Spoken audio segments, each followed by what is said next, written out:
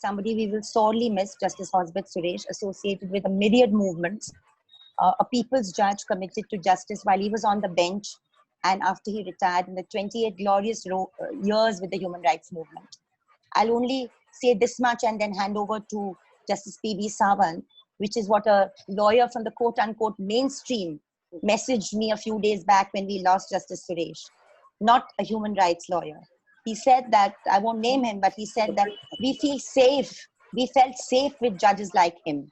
Safe because we knew that the ideals of the Constitution and fair play would be what the bench judged our cases by. I would invite Justice PB Sawant, former judge of the Supreme Court of India between 1989 and 1994, author of the 9-member significant Bomai judgment that had a huge impact on both center-state relations and judicially interpreted secularism, former chairperson of the Press Council of India, and of course a member of the Concerned Citizens Tribunal, Crime Against Humanity, Gujarat 2002. Justice Sawant. He was active in social work since his student days. He will be remembered more as a warrior on the human rights front.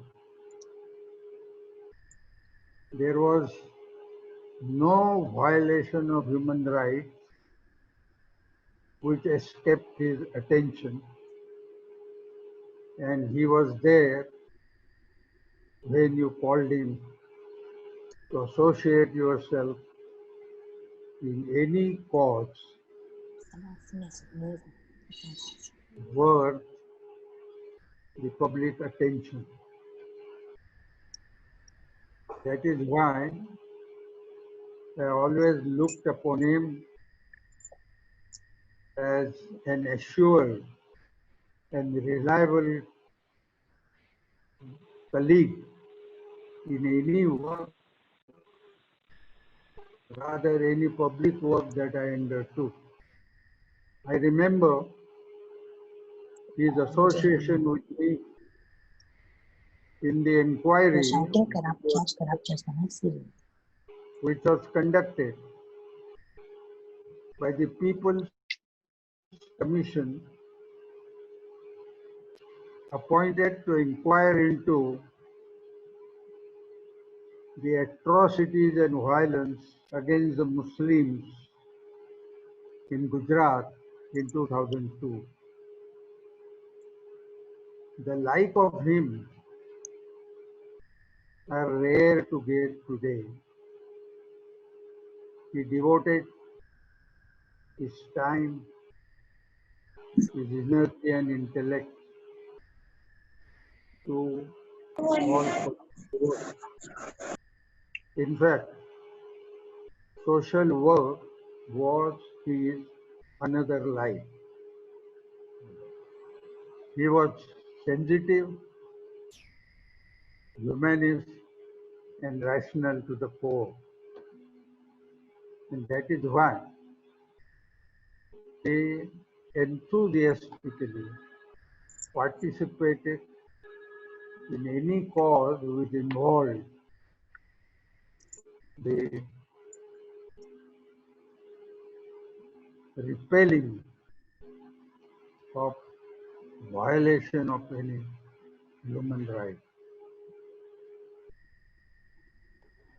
The void created by his departure is very big and difficult to fill. These are times when we actually need more people of his moral and intellectual caliber. Our public life, and particularly our political life, has degenerated to a very low level. Instead of people with independent thinking, outspoken and fearless, we find a crowd around us of people who are either stone-headed, slavish followers of one creed or the other, or the courtesan clowns in search of some office or the other.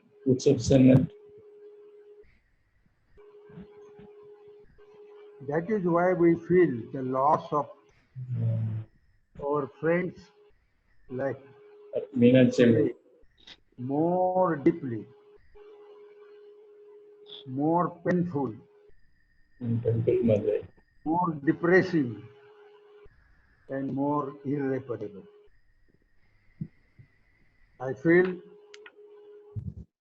the only fitting homage that we can pay to his memory is to tell his, or rather to assure his soul that we will redouble our effort to achieve the goals for which he lived and worked throughout his Mr. life. Sawant, my God, he's so old. Thank you very much. Thank you, sir, very, very much for joining us. And now we have Dr. Anand Grover, Senior Advocate of the Supreme Court of India, and apart from being a founder members of the Lawyers Collective and United Nations Special Rapporteur on the Right to Health from August 2008 to July 2014. He's a senior lawyer known for legal activism in Indian law relating to homosexuality and HIV/AIDS. But I think more than anything else, he was part of Counsel Hosbet Suresh's chamber, Dr. Anand Grover. Friends and comrades of the human rights communities and fellow lawyers and friends of Justice Hosbet Suresh, or simply Justice Suresh as I would call him. It is indeed an honor for me to be here amongst you all to talk about a giant in the human rights community in India, Justice Suresh. For indeed he was that. The fact that he has brought all of us together today, a rare thing, is a testimony to the esteemed position he holds in the human rights community. In fact, I can say that I am meeting a lot of you after a long time, and I have to thank Teesta and Mihir for that. That is the magic of Justice Suresh. I must confess that when I first met him in late 1981, and I emphasize first time, when he had just resumed his practice at the Bombay High Court and designated as a senior advocate, I never thought that he would charter such a course in his post-retirement life that he did. But over the next 6 months, when I was with him in my initial days of practice at the bar, it was evident to me that he here was a man of principles which he would never compromise. He was also highly critical to the point of impatience, but let me add, constructively so, especially on orders which were passed by the High Court, according to him wrongly, and which agitated him. He would point out those mistakes in the order and tell the juniors how he would deal with them on the issues that were before the court. He was also generally impatient with the world, even at that age, full of energy, which I think made him innovative in his approach. As you can well imagine, he was a man passionate about his beliefs, which he was completely committed to. Though initially I wondered why he resigned as a judge from the Bombay City Civil and Sessions Court, by the time I left him after 6 months, and it was on his advice because he thought I should charter my own course, it was obvious to me that his reasons for resignations were very good. But with all that, at a personal level, he was humble, simple, unassuming, and a very generous person. All these qualities will endure him well in the next 30 years after he retired as a judge of the Bombay High Court. As a judge also, he showed his caliber on all issues, civil, criminal, and procedural too. He was quick to pick up the issues in the matters before him and dispose of matters with proper application of mind and quickly, I may add. The losing side may complain about the order, but all the lawyers in the parties always felt that they had a fair hearing before him and matters which would require settlement. He would go an extra mile to see an equitable settlement was arrived at. I never heard any lawyer complaining about his judgeship. And let me tell you, it is quite common for lawyers to put down a judge in private in the manner the judge conducts herself in court. All I heard about Justice Suresh was praise. The disappointing thing was that he was not allowed to prove his real mettle as a judge, given the assignment system that prevails in the superior courts. But as all of us know, it was after his retirement as a judge of the Bombay High Court that he excelled himself. More accurately, I should put it, that given the opportunity that presented himself, Justice Suresh blossomed and blossomed well. It was an unconventional thing to do, to be active for a judge after retirement, especially with civil society in tow. But then Justice Suresh was not a conventional man in his approach to human rights. All those qualities that I have mentioned and that you know held him in good stead for 30 long years of his work as a beacon of human rights. While others wanted to really retire after their official retirement, the impatient, the uncompromising nature, and his passionate commitment to the issues of injustice would not let him do that. Nay, he was most happy in doing what he did, and he did that very well. He took up all causes that he was appointed and approached on. For him, there was no saying no. He went on all fact-finding missions with a zeal. He was able to do the fact-finding and prepare a report with expedition. Most of all, I found his reports were very easy to read. With him, as people have mentioned, and as Teesta has also mentioned today, human rights defenders felt safe. And as others have written, he became a shield for the human rights communities. He excelled in his work. Recently, rating judges of the Supreme Court has been a butt of controversy. But may I take the liberty, and I can say with confidence, that if we were to rate Justice Suresh about his post-retirement work, we would rate all of us, and I'm taking the liberty to say so, as A triple plus. Friends and comrades, Justice Suresh has departed from amidst us at a time which is precarious for India and her constitutional order. Almost all of us are in some way or the other involved in ensuring that India's constitutional order is preserved. All his life, Justice Suresh strived to do just that. In a conversation with Teesta, telecast on YouTube, which I saw, Henry mentioned that we would all remember Justice Suresh through our work. I think it is propitious that Justice Suresh has brought us together. It would be in the fitness of things that all of us meet on a regular basis to feed into and help in each other's work. Though we are all doing excellent work on our own, we are doing so in our silos.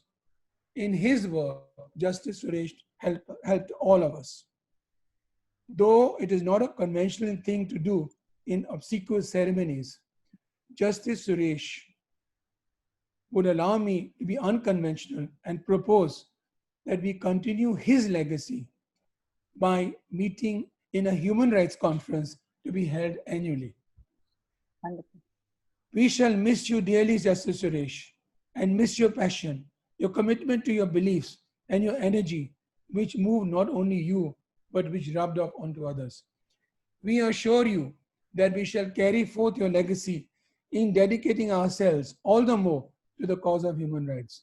No doubt, each in our own way, but hopefully together, so that the vision of India enshrined in the preamble to our Constitution that you cherish so much, justice, social, economic, and political, liberty of thought, expression, belief, faith and worship, equality of status and of opportunity, fraternity assuring the dignity of the individual and the unity and the integrity of the country, remains with our people and is not usurped from them. Thank you very much. Thank you, Anand. That's a very, very fitting tribute, which is not just to make a speech, but to propose united human rights programs and action for the future. I think it's a wonderful idea. I'm sure we'll all take it forward. Mr. Yusuf Muchala, 37 years chambermate of Justice Hosbet Suresh, senior advocate of the Bombay High Court, also a professor of Muslim law at the LLM course in the Mumbai University, chairperson of the Association of Civil Rights, and on the executive board of the All India Muslim Personal Law Board. Mr. Muchala. Yeah. Thank you very much for giving me the opportunities to participate in this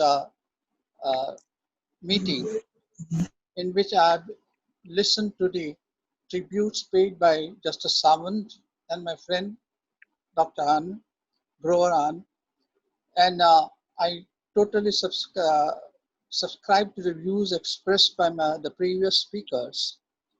I have had the privilege of sharing the chambers with Justice Suresh for 37 years and have always benefited by his experience, more particularly his experience of working for the public causes after his retirement and finding out novel or new ways to arrive at the truths affecting the issues of public life and the public interest. He had a very unconventional approach, and that was also became obvious when 1992 riots inquiry was going on by Justice Sri Krishna.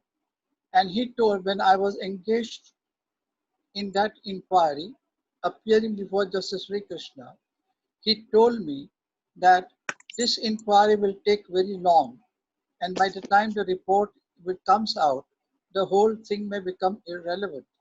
So he had the whole idea of holding the public inquiry, and he and Justice Daud carried out that inquiry and ultimately published a report as the People's Verdict. And that report also they have found the truth about the events that had occurred and that belied the official version of the events that had happened. And most importantly, when the Justice Sri Krishna, after holding an elaborate inquiry, and he also devoted his time and energy to work for nearly 5 years and gave his report, and that report completely upheld all the findings which are given in the inquiry held by Justice Dawood and Justice Suresh.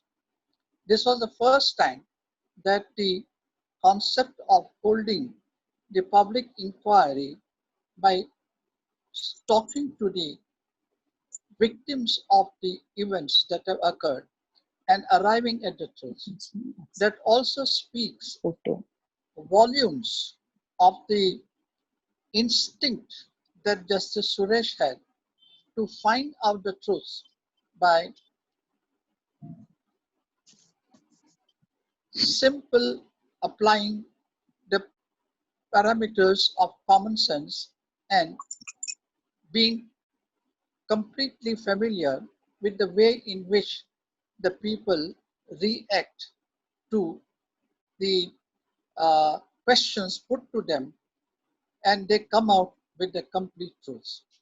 This was a completely a novel method which he employed, and he was also part of that tribunal constituted by the concerned people inquiring into the riots of Gujarat in 2002, and they also came out with the report. Justice Suresh was totally impatient to do justice, and his sensitivity to react to any act of injustice kept his spirit alive even after the retirement, and he kept on working tirelessly and energetically till he breathed his last. Justice Suresh's contribution in the field of human rights is immense, and I have no I do not hesitate to call him a great man. The work that he has done has inspired a lot of young people, inspired us also, and then, though he is no more with us, but whatever he has done will always inspire us to take us to to dedicate us with a greater vigor to the cause of the human rights. He was very conscious of the principles of the democratic values, and he knew that the only way to keep the democracy thriving is to keep questioning the legislative and the executive actions, and therefore he always raised the voice against the draconian laws. Lastly, I will say that the lives of great men all remind us that we can make our lives sublime by following their footsteps in the sense of time. We will definitely follow the footsteps of Justice Suresh that he has left in the sense of time. Thank you very much. Thank you so much.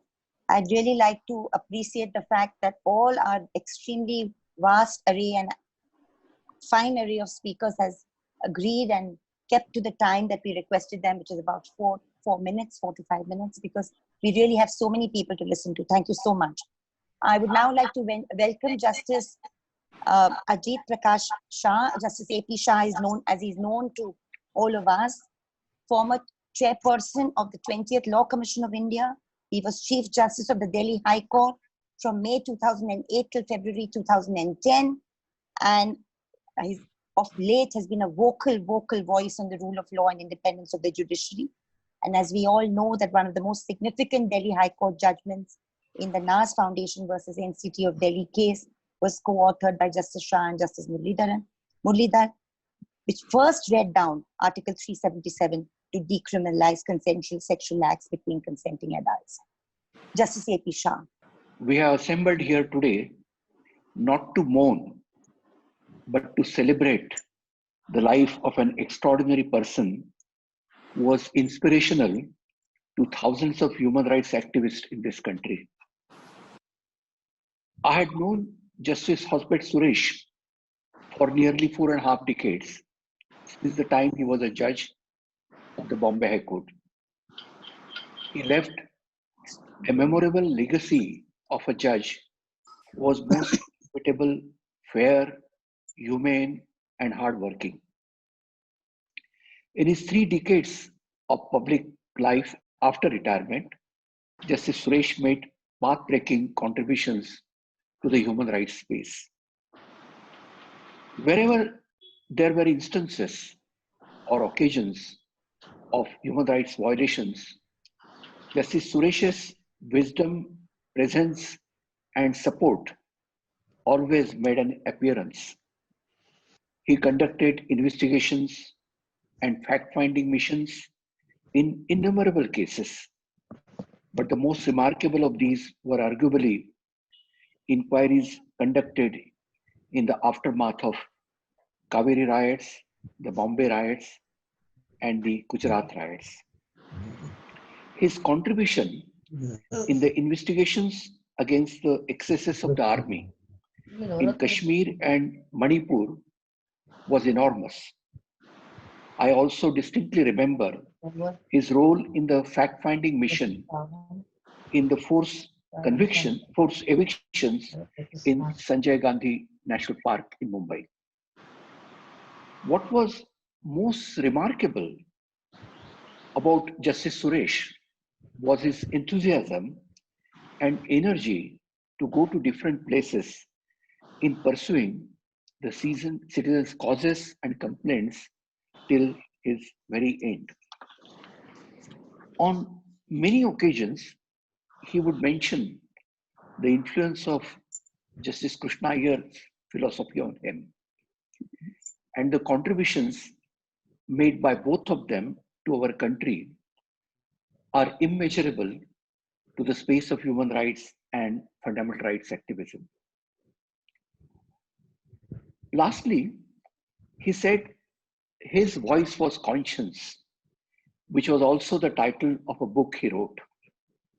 But I would say that his voice was the conscience of the nation. And we should ever grateful to him for showing us all the path. And I hope that we'll be able to keep going in memory and celebration of his life and spirit. Thank you, Teesta. Thank you, sir. Thank you very, very much. I'm quite overwhelmed now to introduce the next speaker, somebody we've been humbled by and inspired for several years, Irom Sharmila, a civil and political rights activist of international recognition from Manipur. Not just the Iron Lady as she has been known to have been called, but a symbol of civil resistance. For 500 weeks, that is 16 long years, she refused food and water as a protest against the draconian Armed Forces Special Powers Act. Justice Suresh, along with Colin Gonsalves and his team, undertook a fact-finding in Manipur into the atrocities and enforced disappearances by the Manipur police and the paramilitary when Justice Suresh and Irom Sharmila met. It was after a brutal atrocity a month later that Irom Sharmila began her fast. Irom Sharmila. Although I didn't know Justice Suresh in person, I know he's a righteous man, and because of his effort against injustice, involving in that inquiry commission in Manipur for fact-finding of those victims, one rape victim, one torture victim, one disappearance family, and one just gunshot injured bedridden person. And afterward of that inquiry commission, me just follow as an intern with my bicycle. My life was already changed, and I think that giving real tribute to Justice Suresh would be by getting rid of that black law like Armed Forces Special Powers Act from the soil of Indian democracy, due to which black law thousands of innocent young ones rotting in prison. And say, for example, right now in America, people are protesting for police brutality based on that black racism there. Justice Suresh soul would be proud of seeing that. In India also, this inequality in human rights would be more better if that draconian law be removed. I just feel sorry to hear, to know of his demise. It's unreplaceable. That's all. Thank you so much, Sharmila. Thank you very, very much for joining us. Apart from anything else that Justice Suresh was, and he was a feminist. For all of us, his daughters, Rajni and Malini, who are with us today, thank you so much for joining us. And for all of us women from the human rights movement, we felt this very, very deeply, that he was the ultimate feminist. He was comfortable with complete gender equality and very, very comfortable with women and the issue of women's rights and space of women in public life. Next speaker, Indira Jaising, Senior Advocate, Supreme Court of India, Founder Secretary of the Lawyers Collective, founder of the Lawyers Magazine, and presently the editor of the Leaflet, known for her legal activism across several human rights issues, pavement dwellers, housing rights, rights of the homeless, justice for victims of the Bhopal gas tragedy, and part of the movement to get in place the domestic violence law in 2010. Indira Jaising. While agreeing with all the fulsome tributes to Justice Suresh, I would like to say that, in my opinion, Justice Suresh was very, very unlike a judge. Their communication is perhaps only with each other, and who knows, maybe with God for enlightenment. Things have changed now with social media, but during his times, judges did isolate themselves behind the iron walls of the courts, and very often they would isolate themselves from life itself. The first thing that struck me about Justice Suresh when I met him and when I saw him on the bench was his openness in communicating with lawyers representing victims. He would get angry when the situation demanded anger. He would laugh with them in lighter moments. He empathized with litigants in their own miseries, and he settled disputes in a manner where everybody went out of the courtroom without a sense of disappointment. After his retirement, he gave full expression to his emotions that lay dormant while he was a judge. The most dominant of these emotions was his courage and outrage at social, political, and economic injustice. He truly believed in what Martin Luther King said, and I'm going to repeat this, although many of us know this so well. For me, it's almost like a Bible. And I quote, "Injustice anywhere is a threat to justice everywhere." We are caught in an inescapable network of mutuality, tied in a single garment of destiny. Whatever affects one affects us all indirectly, close quote. This is what accounts for the many fact-finding missions on diverse issues that he contributed to and the commissions he headed. It is impossible to explain his acceptance of all obstacles in the pursuit of justice without understanding that he was personally affected, directly or indirectly, by the miseries of others. Willing to take responsibility, he readily agreed to become a trustee of several organizations, including the Lawyers Collective. In a world hostile to NGOs, retired judges provide the legitimacy that we seek for human rights, for protection against state repression. He was always there for all of us. Judges prove their true worth, in my opinion, after retirement. One can see the seamless journey of a judge on the bench and off the bench, and only then can you make a proper evaluation of a judge. We in India have been fortunate to have some amazing judges who seamlessly moved from official positions to rising in stature after leaving their position. Justice Suresh was one such judge. I'd like to just point out that today is the third death anniversary of Justice Bhagwati. Also a judge who left a great mark on Justice Suresh, along, of course, as others have pointed out, Justice Krishna Iyer, who he considered more as a mentor. I've said elsewhere, I was present at the 100th birthday celebration of Justice Krishna Iyer in Kerala. And on his 101st day of life, he was visiting a prisoner in prison to give him solace. The following day, he died. Well, Justice Suresh was also one such judge, and in my imagination, will always remain an inspiration for the years to come. May we see in his legacy more and more retired judges joining hands with people's movement before and after retirement. May his soul rest in peace. Teesta, thank you for giving this opportunity to express my feelings towards Justice Suresh.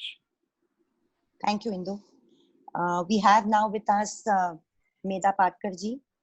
founder and people's leader, founder of the Narmada Bachao Andolan, renowned people's leader. Narmada Bachao Andolan, as we know, has been a movement struggling for justice for Adivasis and all peoples displaced by the Sardar Sarovar Dams project. Medha is also the co-founder of the National Alliance for People's Movements and has been a commissioner on the World Commission of Dams. Medha. Teesta, thanks for accommodating me amongst the legal luminaries, the senior most lawyers and judges who have fought for the purposes and goals of people's movements. I really would like to pay a heartfelt tribute to Justice Suresh ji on behalf of thousands and thousands of people who have to fight for survival all of their lives. May those be the urban slum dwellers, Dalits, Adivasis, or the minorities, and even all of us who face gender injustice at different points of time. Justice Suresh was not just competent and an authority on constitution and law, but he was a man of passion and vision both. The value framework of equity, justice, secularism, human rights, right to life and livelihood was the framework through which he always looked at the world, and especially to those sections of population who have always remained deprived, destitutionalized and exploited. If he was alive today, and if he was active during last few months, I'm sure he would have stood on the streets and highways with us to stop the migrant worker having employment there. He was an assuming personality, as Anand Grover just said it. And he certainly was an unconventional judge. Not just respectable, but he was lovable. And when he chose the platforms of people's tribunals, people's hearings, public hearings, that was an alternative judicial paradigm as a part of alternative politics and alternative society, a societal kind of modus operandi to deal with the situations of injustice that he took resort to. And he never hesitated to speak out against the establishment, which many judges do. Because he never looked at anything that was a source of profit for him. He never went into arbitrations and so on. And he always remained a person of a man of masses and mass movements. And that's why when we experienced him coming on the platforms at Azad Maidan in Mumbai, coming to the Thane public hearing, where he accommodated himself on a small chair and in the open gathering without any kind of paraphernalia, we really realized how much he had a passion for not just legal justice, but human justice and social justice. And hence, when he spoke against the violence in the riots of Mumbai to Gujarat, sharing the dais and the investigation with Justice Krishna Iyer, Justice PB Sawant and others, we know that he was always fearless. And today we needed him to speak about the activists who have been in jail and the judges who are also pressurized. But he was the one who would have been behind bars if he was alive, for a few more years, as one small police official had made a comment. But we know that he was really reaching out from Kashmir to Kanyakumari and on various issues, because he had that judicial integrity which he saw as not just a personal virtue or a private virtue but a public necessity. And that was because he was always for freedom, dignity of life, and always was against any kind of atrocity, not only against Dalits and Adivasis, but human beings per se. He had a clear vision about the alternative politics as well. And that's why he never was in the situation of political serfdom. He was against the political intervention into the appointment of judges. And he always expressed, or poll khol karte hai na, वैसे he dissected the judgments which were anti-people. He was so diligent in drafting his reports. When he took up the cause of 6 slum rehabilitation schemes in Mumbai, he reached out to Golibar, he sat in Buddha Vihar, he heard not just the activists, but the real people who are the producers, who are the servers in this country and still have no space, no dignity, and no status, no position on record, as they are called as informants. So I really feel that the Shraddhanjali nahi, unko Karyanjali deni chahiye. We need such former justices. We still have PB Sawant and others, Gopala Gowda and others.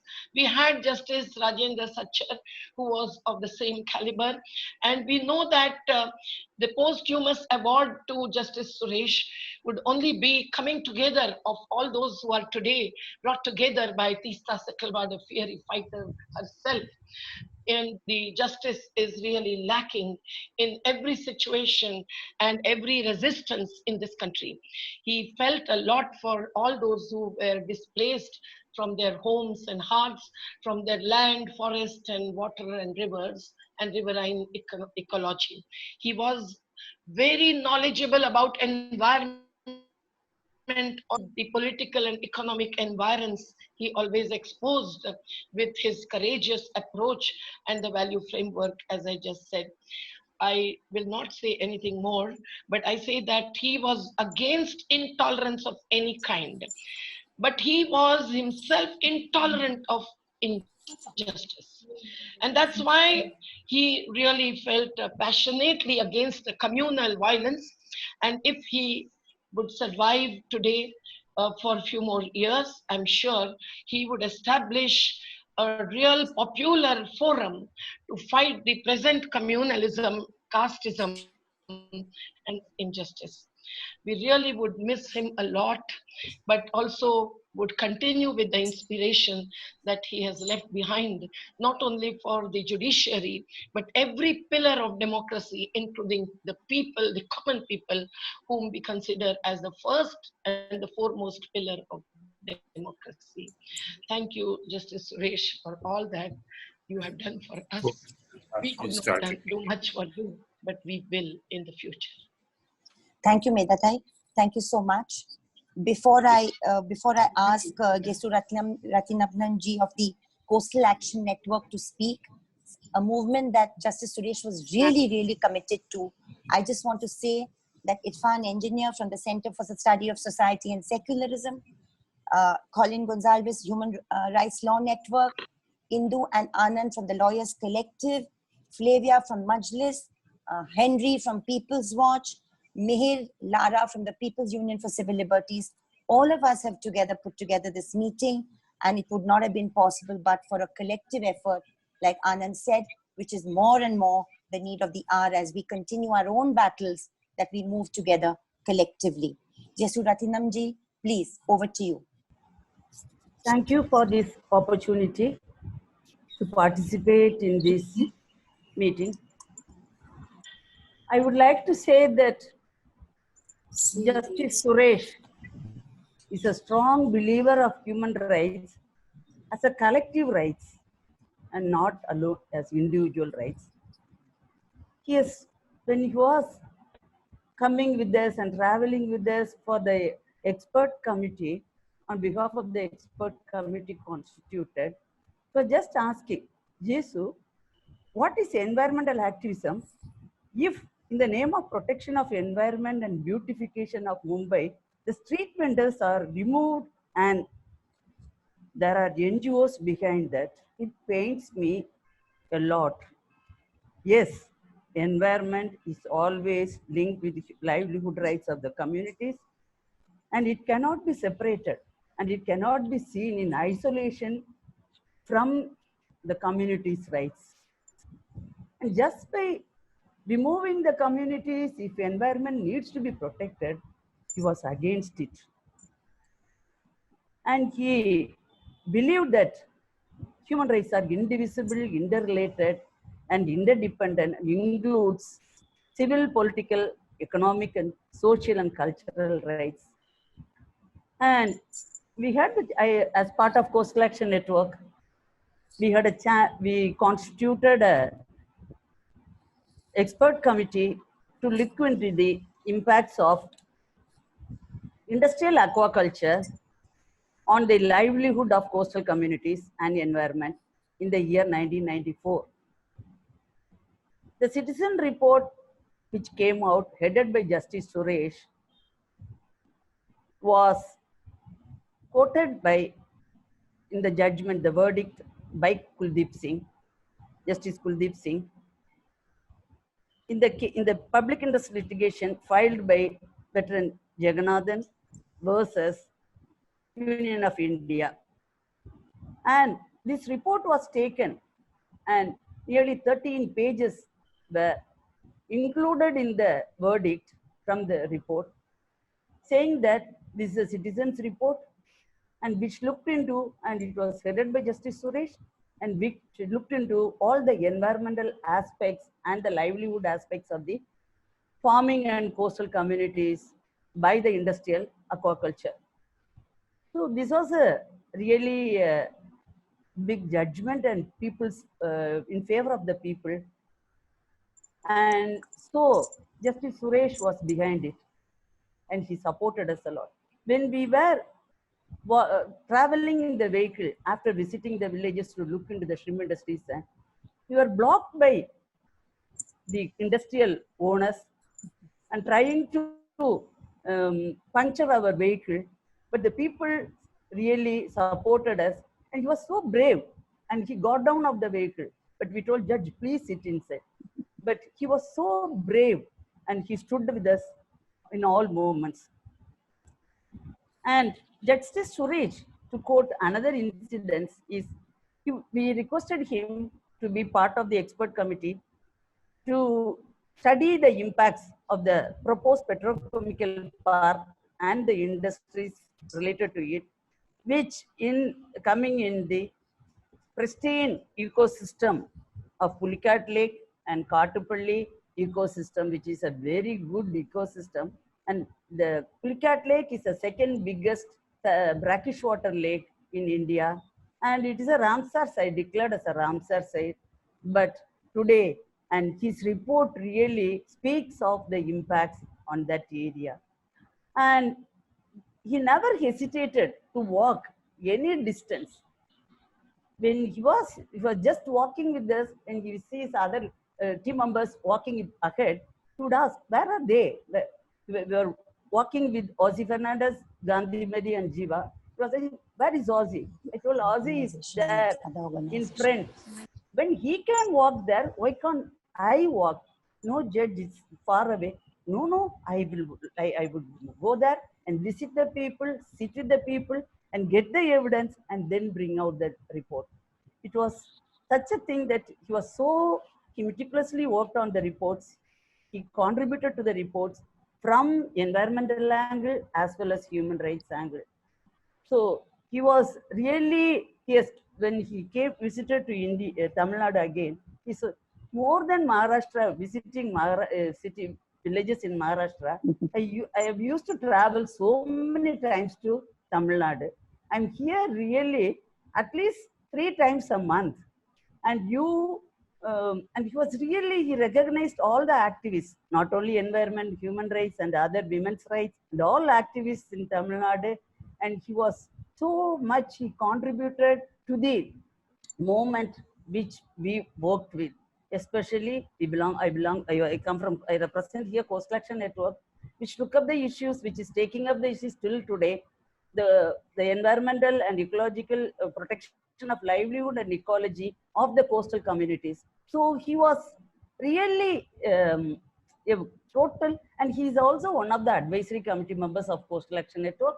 And along with Krishna Iyer, he played a very good role and very good, great supporter to the environment movement. Thank you, sir.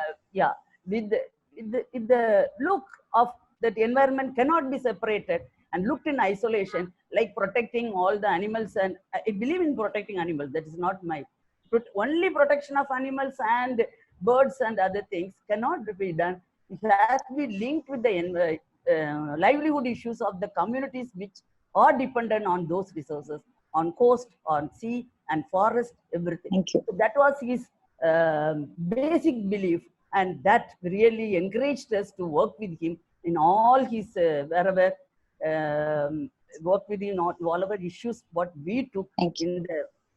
Thank you.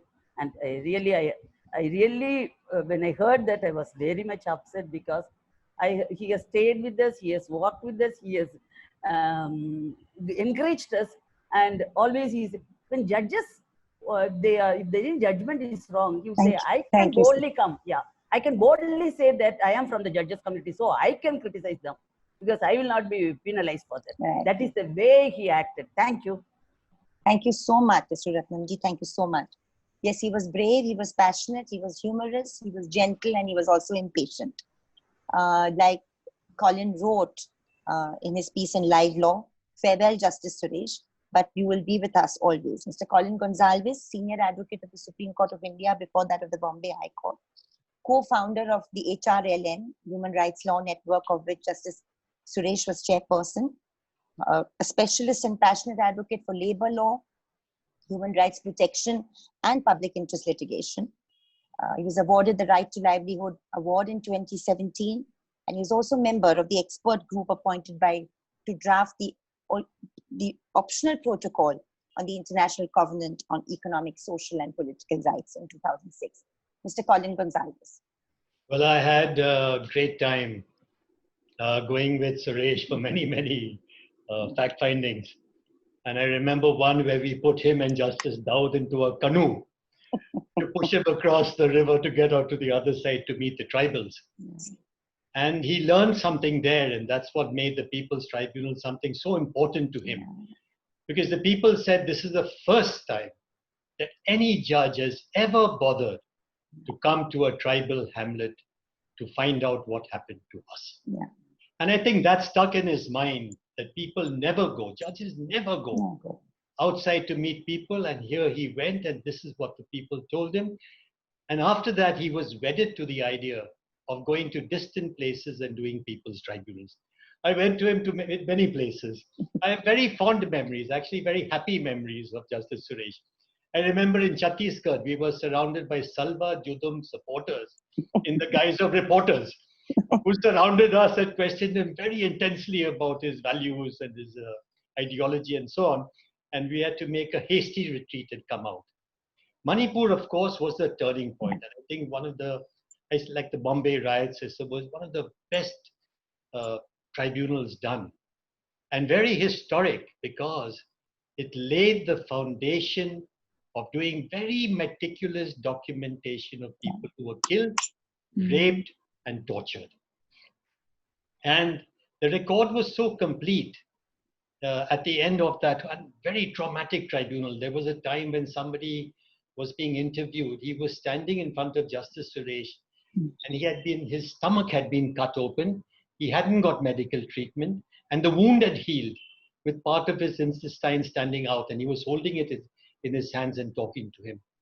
That tribunal was 20 years later. 20 years later is where the Supreme Court said we will prosecute any person who commits torture or murder, and it doesn't matter if you're wearing a uniform. 20 years later. When we went in 2000, the number of killings were 500 a year, one a day minimum. And today it is 0. And I could put it down to two persons. One is, of course, Justice Suresh.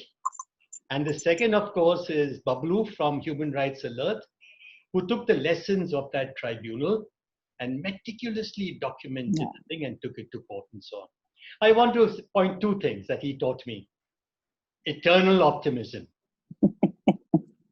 It doesn't matter how dark the period is. It doesn't matter how fast the flow against you. Suresh would think carefully. What is it I want to do? What is something meaningful, impactful, decisive? What can I do? And he would take the People's Tribunal, stand firm in the darkest time, and stand firm and talk boldly. And he learned from that, and this is the second lesson, the beacon light. It doesn't matter if you're getting older.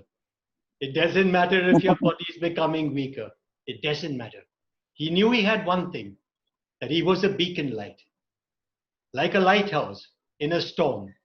No matter what the clouds are, no matter how fearful the wind is, his light would go out.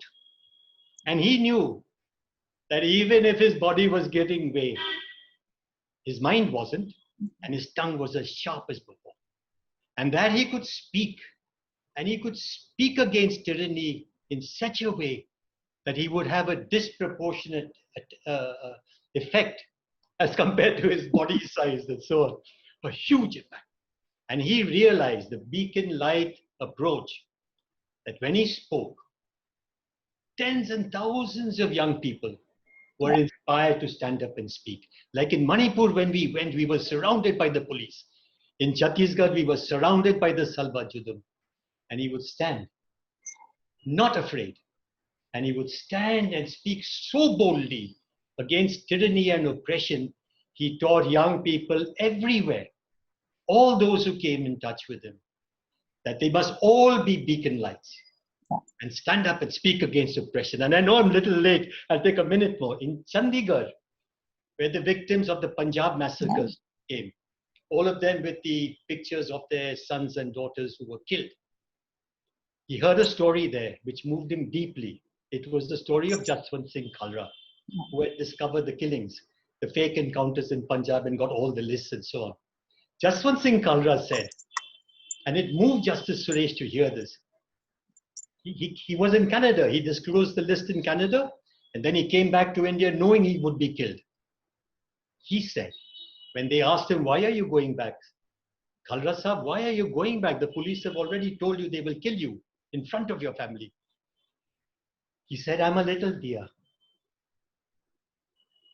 And all around me are the dark clouds. There is darkness all around. And my little diya struggles against the darkness. But if all of you become little diyas like me and come together, we can be brighter than the sun. Thank you. I just want to share with everybody who has joined this meeting that we have with us today listening survivors of Gujarat 2002 as well. And they have memories of Justice Suresh, Justice Sawant, K.G. Kannabiran, sitting for 20 long days in the hot summers of 2002. 2,000 testimonies we recorded. And at the most harrowing moments, just a month and a half after the brute violence that had taken place, in fact, Justice Krishna and Justice Suresh's car was also attacked in Ahmedabad. Dr. Vasanthi Devi, former Vice Chancellor, MS University, Tirunelveli, former chairperson of the Tamil Nadu State Women's Commission, and former chair of the Human Rights Education Program, involved in several people's struggles in Tamil Nadu, especially related to the rights and access to education. She worked closely with Justice Suresh. Dr. Vasanthi Devi. Friends, as I shared this moment of deep sorrow and profound loss with all of you, my mind goes back to the many occasions of great privilege. Mic, please. Can you hear me now? Yeah. Okay. As I shared this moment of deep sorrow and profound loss with all of you, my mind goes back to the many occasions a great privilege I have had of sharing jury panels and fact-finding committees with Justice Suresh. Just a minute, please. Many of them were organized by People's Watch, Human Rights Foundation, and many such organizations. These are experiences spread over nearly 20 years, starting from 1999. Justice Suresh had a specially warm corner for Tamil Nadu in his heart. He never said no to any request for his leading inquiries into human rights violations in the state. He used to say that he is known more widely in Tamil Nadu than in Maharashtra. We realize we were blessed and deeply grateful to him. He threw himself wholeheartedly into defending human rights and constitutional values wherever they were violated, however powerful the violators were, including the state, which is often the worst violator. Sitting with him on a jury panel or fact-finding committee was a great learning experience and also a humbling experience for me. His identification with victims of rights violations was total. These victims were always the voiceless, powerless, the oppressed, the marginalized. He always went beyond law to the realm of justice, to chart the long road to justice that is still beyond the reach of millions. The recommendations he penned for each public hearing provided rich material for human rights movements, concerned jurists and the state too, if it cared to listen. I would say that his recommendations drew up an agenda in detail for human rights movements in this country. Among the many panels that I shared with him, I would mention one or two. The public inquest into police excesses leading to the death of 17 Dalits on the banks of Tamrabarani in Tirunelveli in 1999. This was the first one on which I sat with him. Another one, a public hearing on corporal punishment, all forms of torture and degrading treatment, sexual abuse and neglect of children in schools and hostels in Tamil Nadu. This was in 2008. And another one, a public hearing on police firing and killing of Dalits in Paramakudi in 2011. Now, the depositions in all these public hearings were in Tamil, which he could not understand, though there was an interpreter sitting by his side. But he had an uncanny instinct into understanding what the victims were saying. And he would not stop till the last word and the last cry of the victim was heard. In fact, that was a great learning experience for us. Many times, we, much younger to him, used to tire in a hot day on a fact-finding mission or sitting for hours together in a public hearing, and would like to hasten the program, but he just would not listen, as I said, till he heard the last word and the last cry of the victim. Now, caste atrocities, violation of Dalit rights by dominant caste and the instruments of state was a recurrent theme in many of these hearings. The deep empathy he showed for the indignities Dalits suffered set the tone for the hearing. His very presence in the panel lent enormous authority, irrefutable moral authority to the findings of the panel, and could not be brushed aside by a cynical or guilty state. I would say that his lending the weight of his presence made a big contribution to establishing public hearing as a form of, as an alternate form for listening to the voice of the victims and for providing justice. In fact, in Tamil Nadu, I would say that that was the time when public hearing as a form was getting established. And his constant presence in many of them provided enormous weightage to the form succeeding and rooting itself as a very important form in Tamil Nadu. As paying homage to Justice Suresh, I would plead that all of us forge a great big fraternity of human rights defenders in the country. Thank you. Thank you so much, Dr. Vasanthi Devi. Thank you so much for joining us. And it gives me a lot of pleasure and also painful memories to now invite Mr. Suhel Tirmizi, MM Tirmizi, Senior Advocate of the Gujarat High Court, who has battled relentlessly for the survivors of the 2002 genocidal pogrom. Over 300 cases in that court. And today, he is also chairperson of the Gujarat Today group of newspapers. Suhel Tirmizi. Yeah, at the outset, I'm really thankful to CJP and Teesta Setalvad for giving me this opportunity to speak about a great luminary who left all of us. Honorable Justice Suresh was a guiding star for all people, especially for people of Gujarat and all the oppressed people who lost everything. And I had occasion to meet him in 2002 and thereafter in 2007 also in Delhi. In 2002, Honorable Justice Suresh was in Ahmedabad for Concerned Citizens Tribunal, which was managed by secular NGO CJP, and along with some other members. And what I observed was his keen interest in recording the statements of the victims, in giving them very patient hearing, and in analyzing their versions very carefully.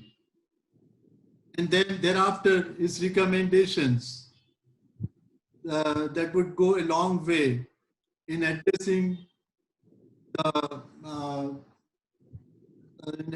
the difficulties faced by victims of riots. I subscribe by the views mentioned by senior lawyers and other human rights luminaries over here about Justice Suresh. We found in 20 days or more when he worked for this CCT that Honorable Justice Suresh was always down to earth, very humble, and he had no air or no fuss about being a former High Court judge. That arrogance has to be kept aside. And as I learned that even as a sitting judge, he was very good and very humble, which is one of the rare qualities of good judges. In my opinion, this will prove to be a guiding star to all of us, especially those who retired at a younger age of 60 and consider themselves to be senior citizens who would not be doing any work but simply accepting pensions. Justice Suresh showed us a path that 60 is not the age of retirement, it's the age from where you actually get freedom to work for downtrodden people, for oppressed people, more vociferously, especially once you are out of the bounds from your responsibilities, of your duties. Although as a judge, one can do a lot, but here you could actually go to tribal areas. You could actually speak to witnesses and victims personally, and then make his recommendations. This, of course, would be guiding principles for all of us and all those who are into service. I'm thankful once again to Teesta Setalvad and CJP for giving me this opportunity to speak and give my tributes to Honorable Justice Suresh. I'm thankful.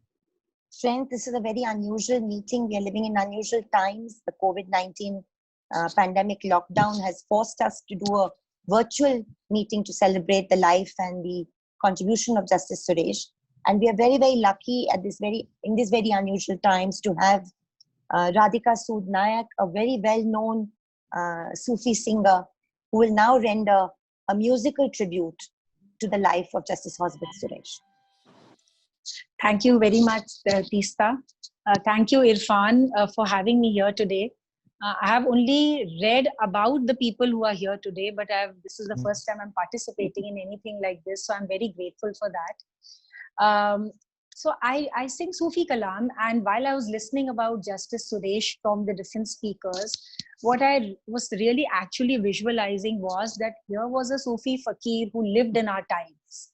So you know what the Sufi mystics said in the earlier centuries is there is somebody in our times who actually who followed that path. So what I want to sing today is a kalam of 17th century Sufi mystic Baba Bulle Shah. The kalam is in Punjabi, so I'll just briefly share what it really conveys. Bulle Shah says that Chal Bulleya chal othe chaliye jithe sare anne. Let us go to a land where everyone is blind. Na koi saadi zaat pichhane te na koi sanu manne. जहां मुझे मेरी जात से कोई नहीं पहचानेगा, ना ही मुझे कोई ऊंचा समझ के who will put me on a pedestal. So जहां where everyone is equal. फिर आगे कहते हैं मंदिर ढा दे, मस्जिद ढा दे जो कुछ ढहंदा. You can demolish all that is perishable, you know, the mosque and the temple. पर किसे दा दिल ना ढावी, रब दिलां विच रहिंदा. Don't hurt anyone because the divine resides in the heart. और आखिर का जो verse है उसमें what I again was looking at all the similarities between what was said and what people are living today, and this says बुल्लिया आशिक होयो रब दा होई मलामत लाख. तो सूफी कलाम में ये मलामत शब्द का मतलब है criticism, disgrace, कि जब से तू रब का आशिक बना है तेरी बहुत मलामत हुई है. You've been disgraced, you have been criticized. तेनू काफिर काफिर कहंदे तू आहो आहो आख. So this was Bulle Shah's quintessential way of saying that let the world say what it has to. You just follow your path. And I start with a small couplet by another Sufi mystic called Sultan Bahu, where he says, ना मैं हिंदू, ना मैं मोमिन, ना मैं मुल्ला काजी हूँ. मैं तो हिंदू नहीं हूँ, मुसलमान भी नहीं हूँ, ना मैं मुल्ला काजी हूँ. ना ही मुझे बहिश्त और दोज़ख की परवाह है. I don't care about heaven or hell. ना तो मैंने 30 रोजे रखे, ना ही मैंने नमाज पढ़ी. मेरा तो एक ही मकसद है. This is the voice of the Sufi. He says, I have only one goal, to be one with the divine. So visal, Rabb ke saath visal hona, the union with the divine is what I seek, and all the rest is false. So here is the clue. Thank you so much. Na main Hindu te na main momin,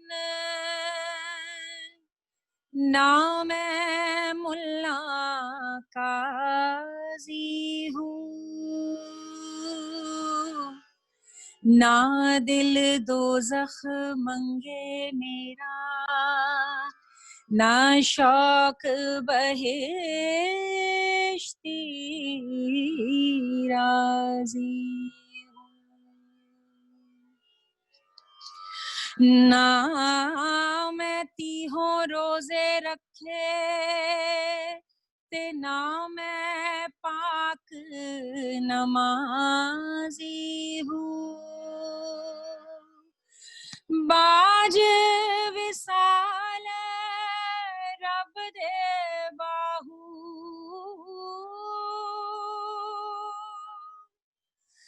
बाज विसाल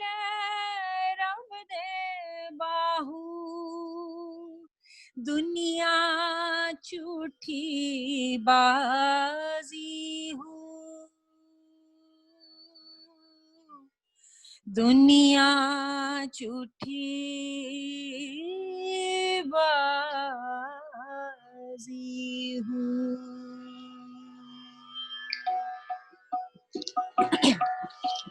चल चल बुल्लिया चले उठे चलिए, चल चल बुल्लिया चले उठे चलिए.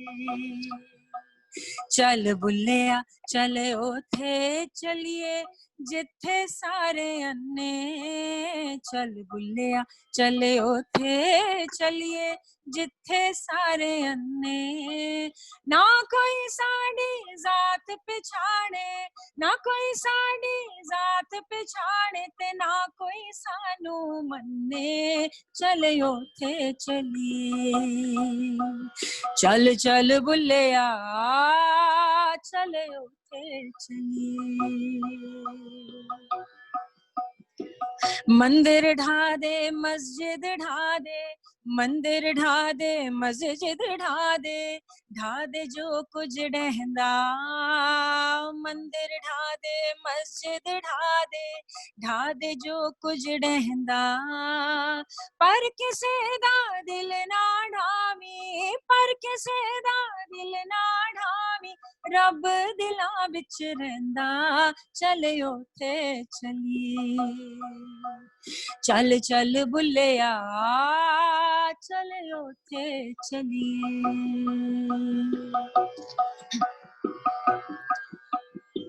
बुल्लिया आशिक होयो रब दा बुल्लिया आशिक होयो रब दा होई मलामत लाख बुल्लिया आशिक होयो रब दा होई मलामत लाख तैनू काफिर काफिर कहंदे तैनू काफिर काफिर कहंदे तू आहो आहो आख चले ओथे चलिए चल चल बुल्लिया चले ओथे चलिए चल बुल्लिया चले ओथे चलिए जिथे सारे अन्ने चल बुल्लिया चले ओथे चलिए जिथे सारे अन्ने ना कोई साड़ी जात पिछाड़े ना कोई साड़ी जात पिछाड़े ते ना कोई सानू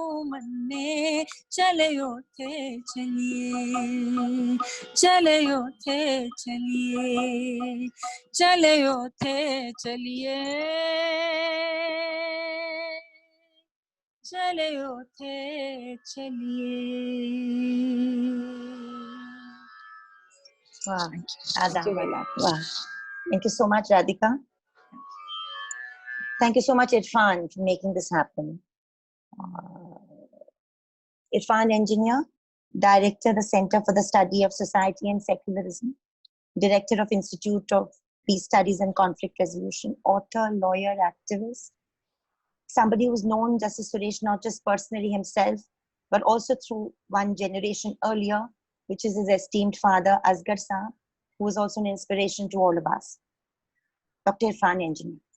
I'm very saddened by the fact that Justice Suresh is no more amongst us. Let me share some very personal issues, very personal moments with him. Before, everybody knew him as a human rights judge, or at least I knew him as a human rights judge. I had an occasion to appear during his last days at the bench.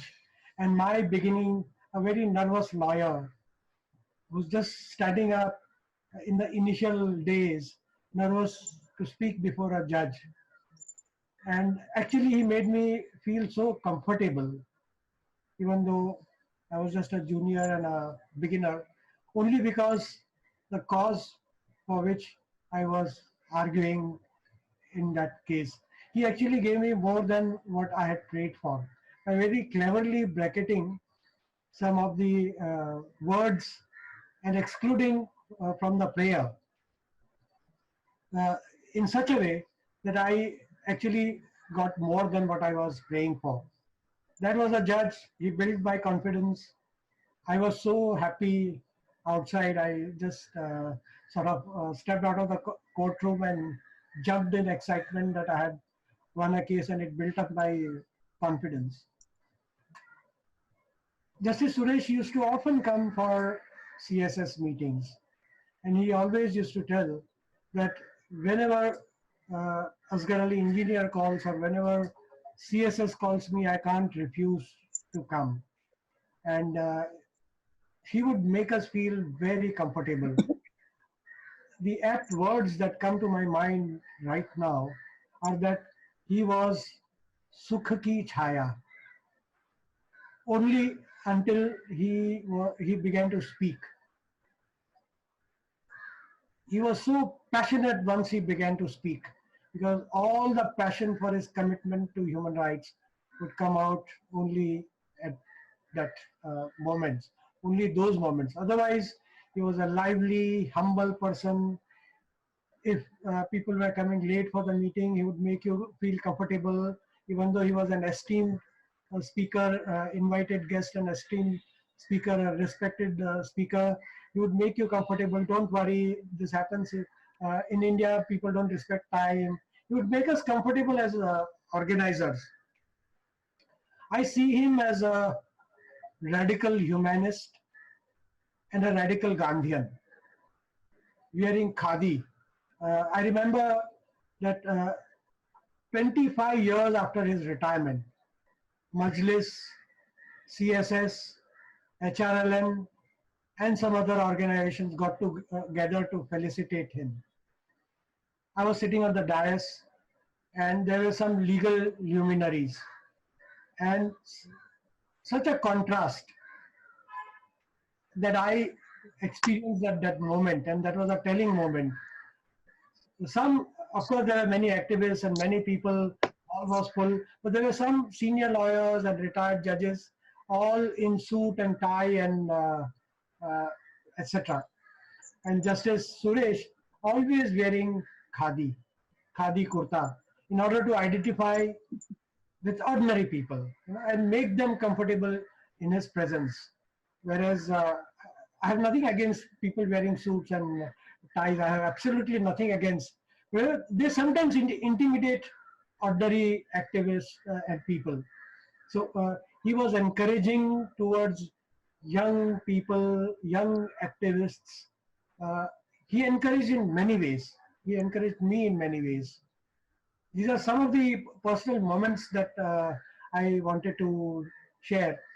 I had an awe for him, a great respect for him and his commitment.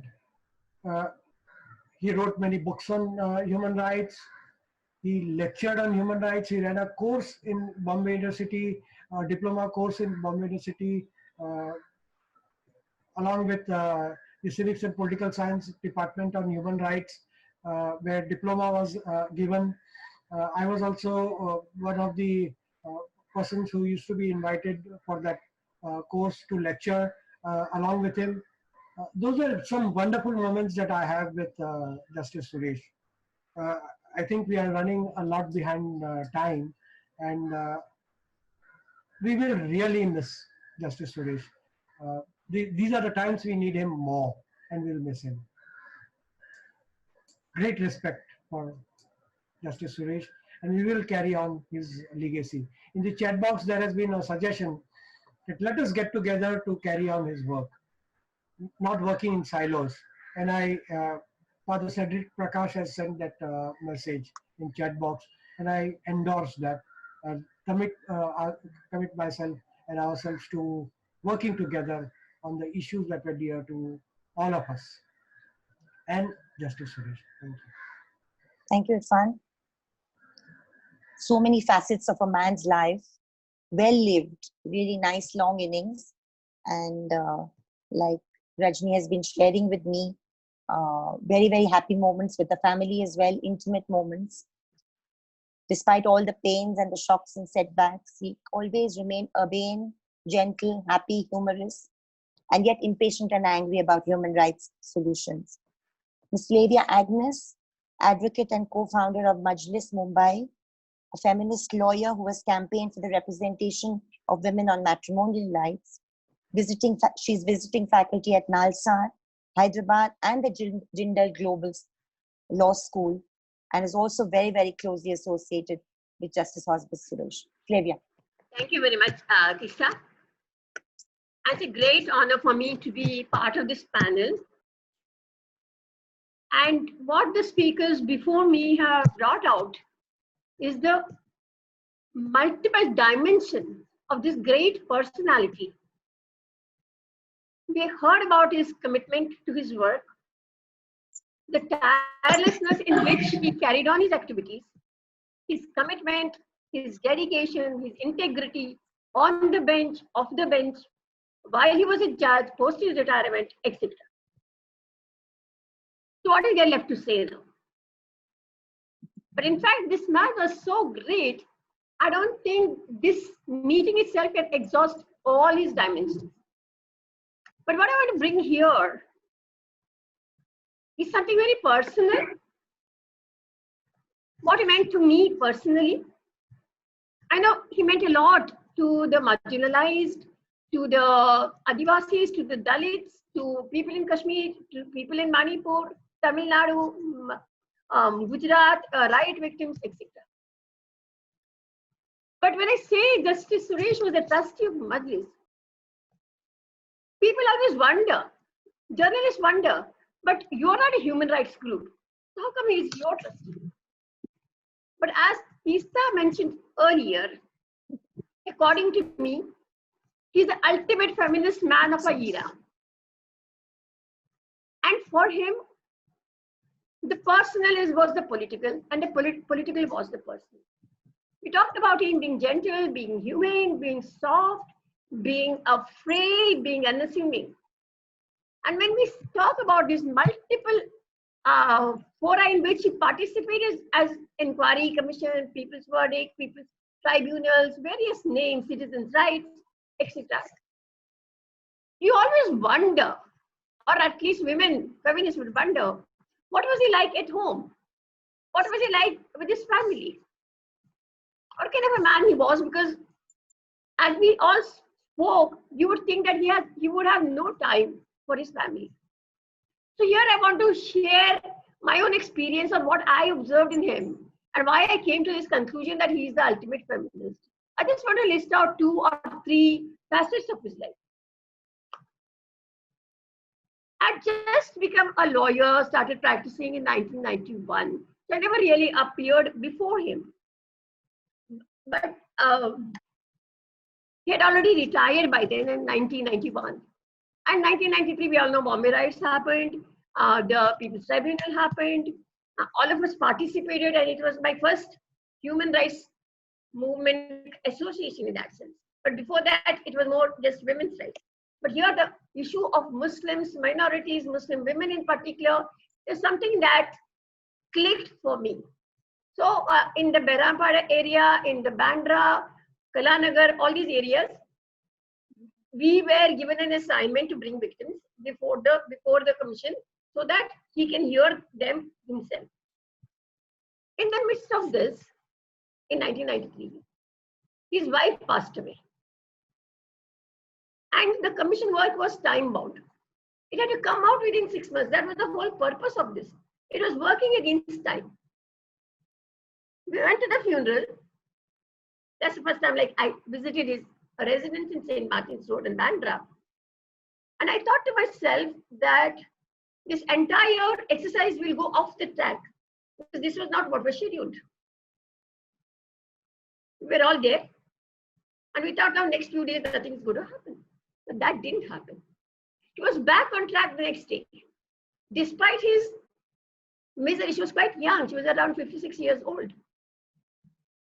He had 3 daughters and a son who was physically challenged.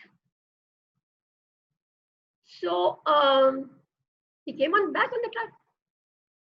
So I kept wondering what kind of a man is he? He just lost his wife and is back on the track. But what we didn't realize from that moment, he was a single parent also, equally taking on the responsibility of looking after his children. And in one of the condolence meetings, his daughter Rajini had expressed, my father taught me how to cook because my mother was ailing. He would hold my hand and say, Rajini, come, I'll teach you how to cook. It reminds me all of us women who are single parents, who are out there in the public, but also looking after our children, bringing up our children. He was exactly that. He was nothing different from that.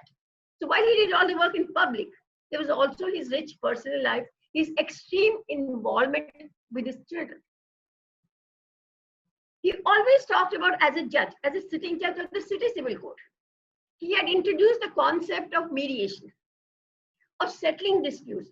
He always told this story in his talks about women's rights, that there was a long pending queue in city civil court, and in the matrimonial court, nothing would move for years together, for 20 years. You would just be on an interim order. So he called about 9 social workers, counselors, gave them a room in the city civil court, gave them different days, and listed matters. You ask couples whether you would like to go for mediation, and then he would list matters and give it to them. He went this extra mile for this. Little bit of time. He settled a lot of cases through this process. 2 decades later, when the family courts were set up, Family Courts Act came, Family Courts Rules came, Bombay Family Courts came into existence in 1989. This was happening in 70s, and we're talking about 89. It became formal. This mediation became an integral part. Just a little fast. Integral part of Justice Suresh, the Family Court Act. So now, what happened here? He would always be very interested in listening to our lawyers during trustee meetings. Then how do the family courts function now? What's happening now? And he would say, they would tell him all the difficulties that they would face. But very soon he experienced it personally. Can we just... He was engaged in the battle of his own grandchild, and he lost this battle. And that's when he realized what it is to be litigating. Yeah. First, he was there as a judge, but here he was litigating grandfather of children. And the children were given to the father and were taken out of the country. And he became such a shattered man. I just want to share another point. Little bit of time, little bit. Yeah. Another issue was he also went to the court against his own son in favor of his daughters regarding property rights. And that was something amazing. It came in the paper. It came before Justice Chandrachud, and some reconciliation settlement meeting happened. And it was such a public issue. But for him, the personal was the public. The political was the personal. So there was no difference on him. And it is these kind of things that we really valued in Majlis. And he always would talk to the young lawyers. He would encourage them. He would push them to take up innovative strategies to protect women's rights in the trial court. Of course, what is happening in the High Court, Supreme Court. But this litigation in the trial court was very important. That's all I would like to share. And I feel the loss very personally, because I was personally and emotionally very close to him. I should consider myself a part of his family. So that's what legacy I would like to continue. Thank you. Thank you, Freda. Thank you so much. We are very, very privileged today to have with us several former judges. And one of them is Justice S. Radhakrishnan, a former judge of the Bombay High Court. And one of the unique relationships he had with Justice Hosbet Suresh was that he appeared before Justice Suresh in both the City Civil and Sessions Court and the Bombay High Court. He was always known, Justice Radhakrishnan has always been known as a liberal and progressive judge. And especially today when we see that the police officers involved in the Khwaja Yunus extrajudicial killing are being reinstated, we recall his significant judgment that actually ensured both the arrest and the prosecution after their suspension. Justice Radhakrishnan. Thank you very much, Teesta. Good evening to all of you. Justice Suresh was a great human rights champion. You heard several speeches about his real activism on human rights. In fact, he was a wonderful human being, and he was always had that empathy towards the oppressed and the disadvantaged classes of people. In fact, in his court, he will go out of his way to protect your interests. In fact, I have appeared a number of times before him in the City Civil Court as a lawyer and also in the High Court. He will always, people used to say he's very fast, and I used to take number of judgments. He used to be very appreciative, and not only that, he used to carry a small notebook in which he will have judgments on that point. And then he will say, now these judgments also will help you. See, nowadays you have SEC online and all that. Those days we used to carry small notebooks where we used to write down the citation and then come to the library and read.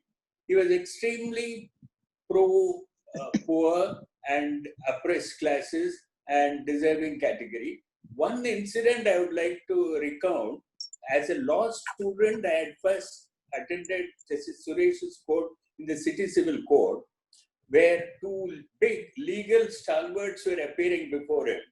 The issue was one gentleman filed a suit in Bombay City Civil Court seeking a relief that I want to be declared as an illegitimate son of Arvind Mafatlal, who was a great industrialist. And the issue before him was, can illegitimacy be granted as status, legal status? Legitimacy one understands, but can somebody be declared as an illegitimate son of so-and-so? Mr. Arvind Mafatlal was represented by Mr. Nani Palkewala, and the illegitimate son was represented by Mr. V.K. Krishna Menon.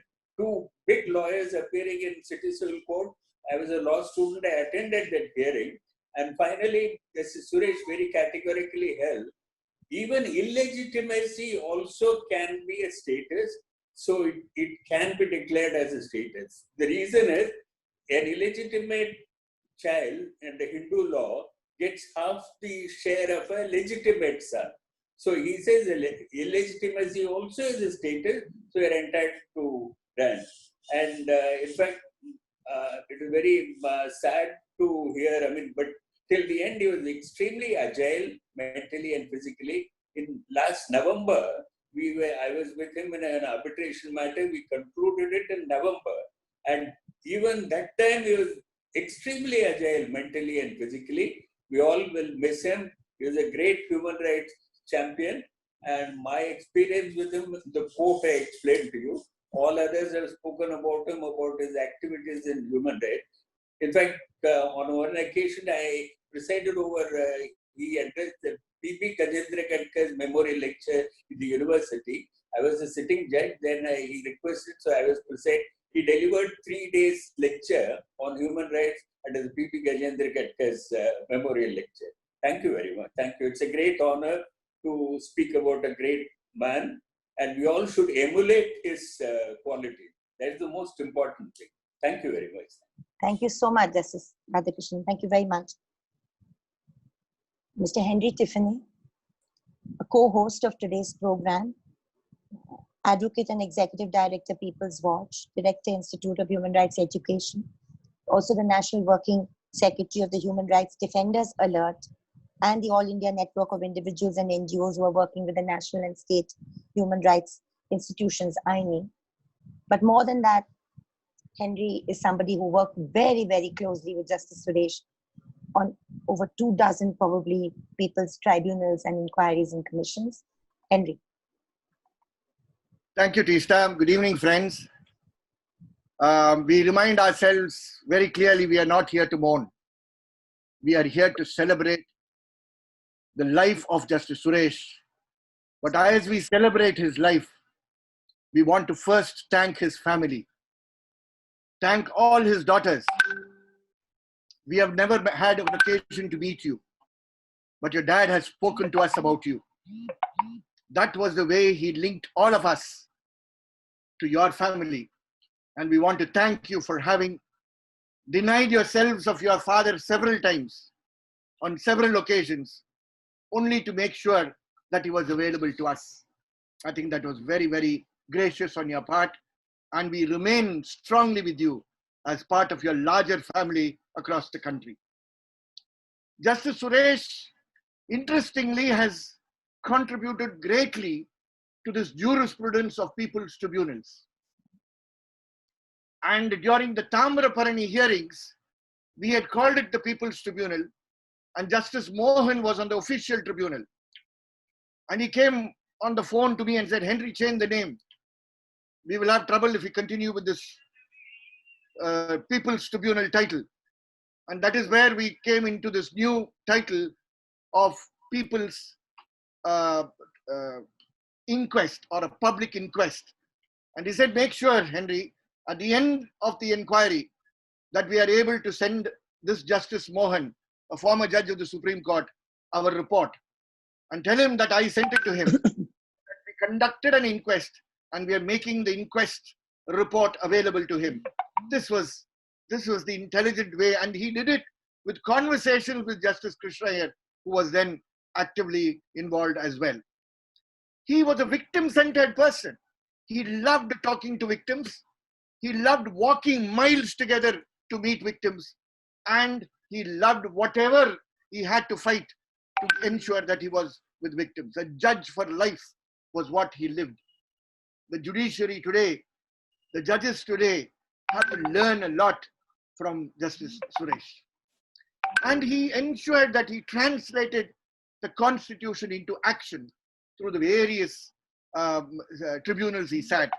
One tribunal I want to recall, and this is unique, and this was in Sangarlingapuram in the year 2002. Dr. Vasanthi Devi was also there. This was a tribunal which was held when late Dr. Jayalalitha was in prison, the first imprisonment. And the hearing was conducted by him, and this was a case of Dalits' houses being completely attacked by the police. The policeman, Mr. Jangid, is still alive and he is retired. Nobody could enter the village for 45 days and the public hearing was conducted. Friends, as a result of the report that came out, 13 lakh compensation or 23 lakhs compensation was paid by the government of Tamil Nadu. 169 people were charged with murder. Dr. Jayalalitha ensured that 150 were dropped charges and 11 people alone were proceeded. This has never happened. And as soon as she came out of jail, this was the first village that she visited herself, personally. I was told to get out of the village if Dr. Jayalalitha had to enter the village. This was the success of public hearings that he used to lead. And I thought it is important for us to mention that. He held once a public hearing with 19 members in the jury and 32 extended members of the jury, covering about 120 cases of torture in Madurai through 8 public meetings which were converted into public hearings. This was the way he developed this whole jurisprudence of public hearings. I want to last mention Justice Suresh was for human rights, but he was very sure that he was not for the United Nations instruments on human rights. He didn't believe in that. He thought that was too far away from the people for whom he was standing. He was not even for praising the National Human Rights Commission. It was only after the retirement of one member that he joined together with him and came to Chittoor in the 20 Tamil killings. 2015, when he was already 85 years old, and he walked the distance, and he walked the distance. Friends, while we pay tribute to him today, we also want to remind ourselves we are a divided community, but Justice Suresh united us all. And I recall what was told earlier by members. It is time these differences among us as human rights defenders that Suresh threw out is also thrown out. And I strongly support an annual conference of human rights defenders in this country in his name, because he was our shield. And we will once again thank his family. I saw them there smiling. I'm happy you are able to smile because he was such a loving father to you. He was a father to you. He was a mentor to us, and he will continue to live with us through all our actions. Thank you. Thank you, Henry. Thank you so much. As always, very forceful and eloquent. We have now Mr. Sanjay Parikh, Senior Advocate of the Supreme Court of India, National Vice President of the PUCL, and has been involved in several substantive cases that have led to the deepening of human rights jurisprudence within the courts and beyond. Also accountability. For example, the victims of clinical and medical trials, the famed right to food petition that led to the enactment of the National Food Security Act 2013. Mr. Sanjay Parikh. Thank you very much, Teesta ji. It's a momentous occasion for all of us to remember Justice Suresh. He lived a full life, full of commitment, and according to his conscience, he followed the truth, and that makes him as a great person. I met him for the first time when Justice Satchar introduced me to him. That time, the report on Bombay riots was already written as a part of People's Commission, and they were hearing the victims of the slums which were demolished, where Justice Krishnaiyer later on also participated.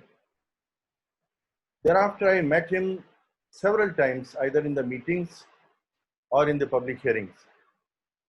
Last time I met him, I think 2 years back in Ahmedabad, when Piyush Goyal was preparing a report on the electoral reforms. He was quite enthusiastic, energetic, alive during the deliberations, but after lunch, he wanted to take some rest. I offered him that he may come and take rest in a hotel room which was booked by me and it was very nearby.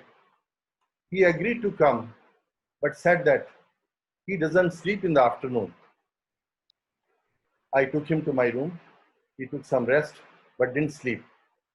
We had a conversation nearly for 2 hours on various issues.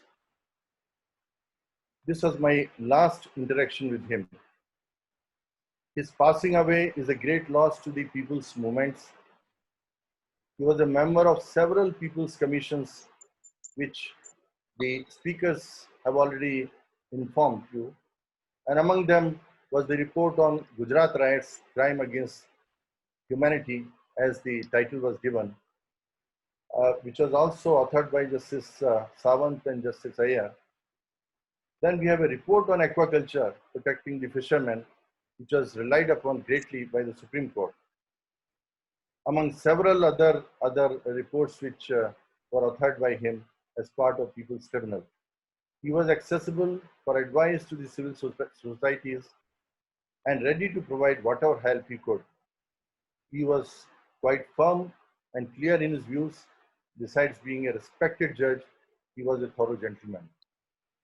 This is yet another big loss. After Justice Satchar left us, we will remember him as a person of great commitment and conviction, who was a mentor for many, a guide and a constant source of inspiration for those who felt helpless. I pray to God to send more persons like him, as the vacuum is becoming larger with passage of time, when we need persons like him most. May his soul rest in peace. My tributes to him. Thank you. Thank you so much, Sanjayji. Mihir Desai, Senior Advocate, Mumbai. Convener, PUCL, Maharashtra.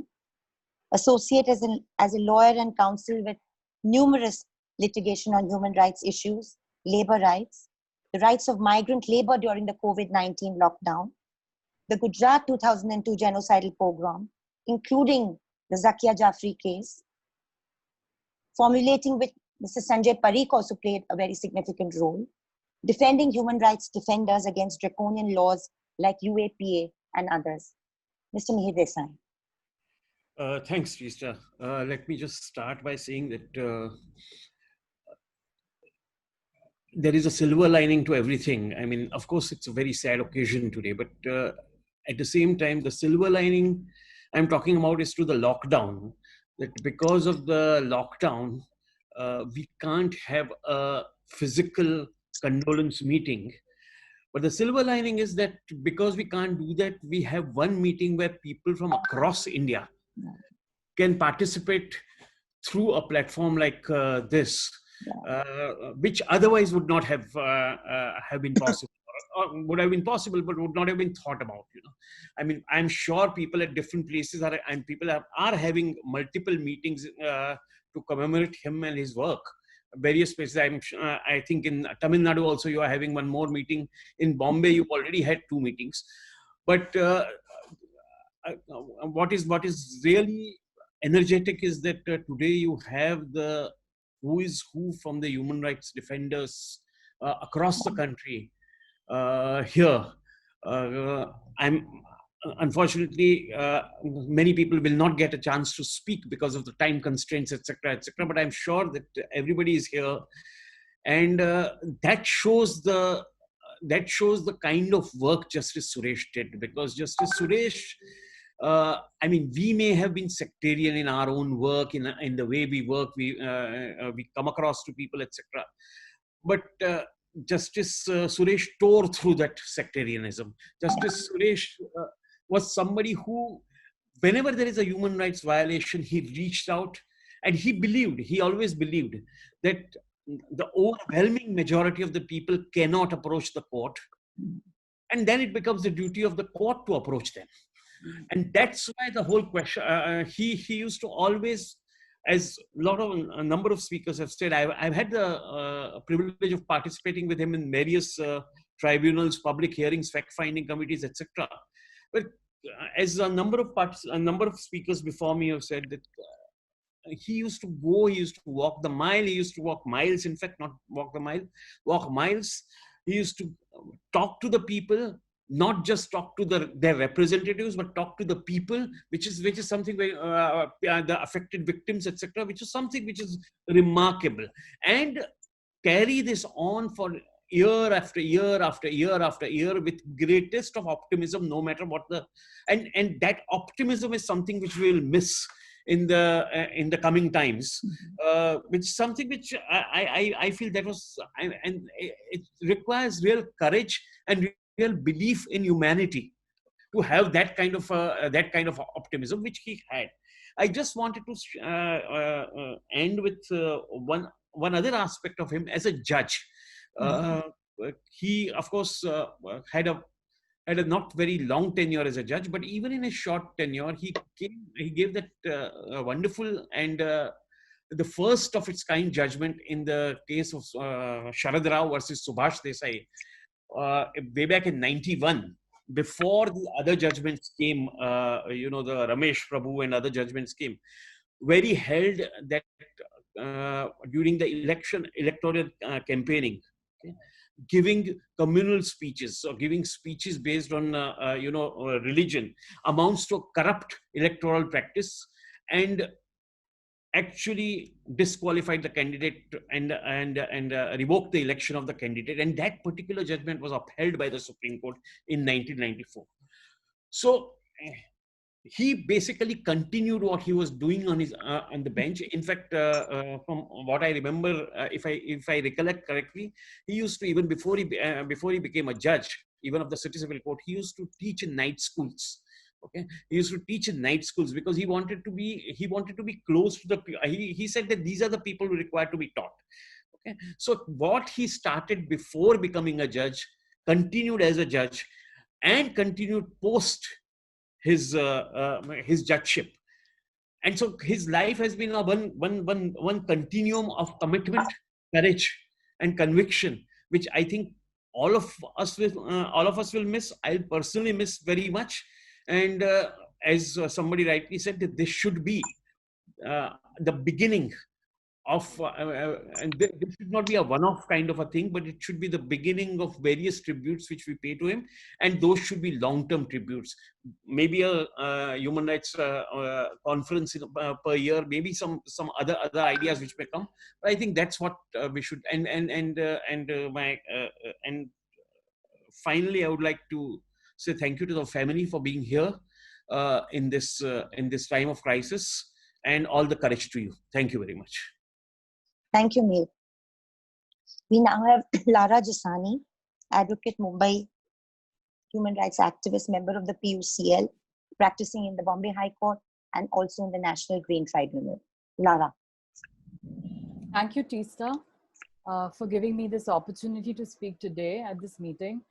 After hearing what everyone has said, and we've had far more interaction and experiences with Justice Suresh, I just want to add here that Justice Suresh was a mentor and guide to many of us students and activists of the younger generation. He took special attention to motivate and encourage us, and I want to share just that today. The first time I met Justice Suresh was over a decade ago I was a law student, and we were doing a documentary on sexual harassment that I was directing. And I just called him on his landline and told him that, I was a law student and I was doing this documentary, if I could take an interview of him for the documentary.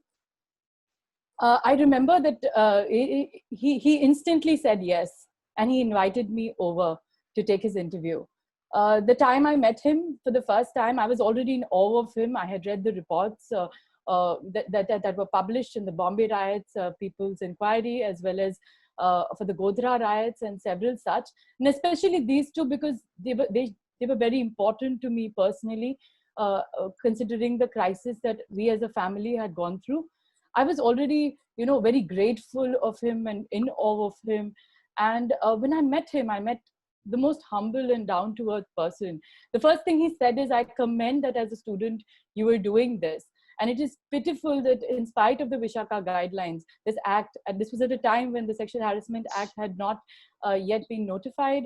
And he said that it's shameful that, this act has not come in to being and that it is not being implemented and that women are still at risk. And he encouraged me from that time, through the several times that I was secretary or, helping in coordination as a student or as a young activist at several tribunals. I want to mention here the last tribunal that we had with him was a big tribunal in which me, along with two other similar younger activists, were coordinating the tribunal. And this was a time when the roles had changed, and we did a tribunal on attacks on higher education in Delhi. And he was there with us for the entire period of a couple of days, and we had a lot of exchanges together. And he spoke to me so fiercely about collectivism. He was very disturbed by the frictions and factions in the civil rights community. And he would always tell me that, we have to work in the collective spirit and work together. He motivated a younger generation of activists to come together and to work together and to also take the legacy forward. Last year, we had a release of a booklet of PUCL on policy dilutions. I had gone to visit him at home and he was quite frail then.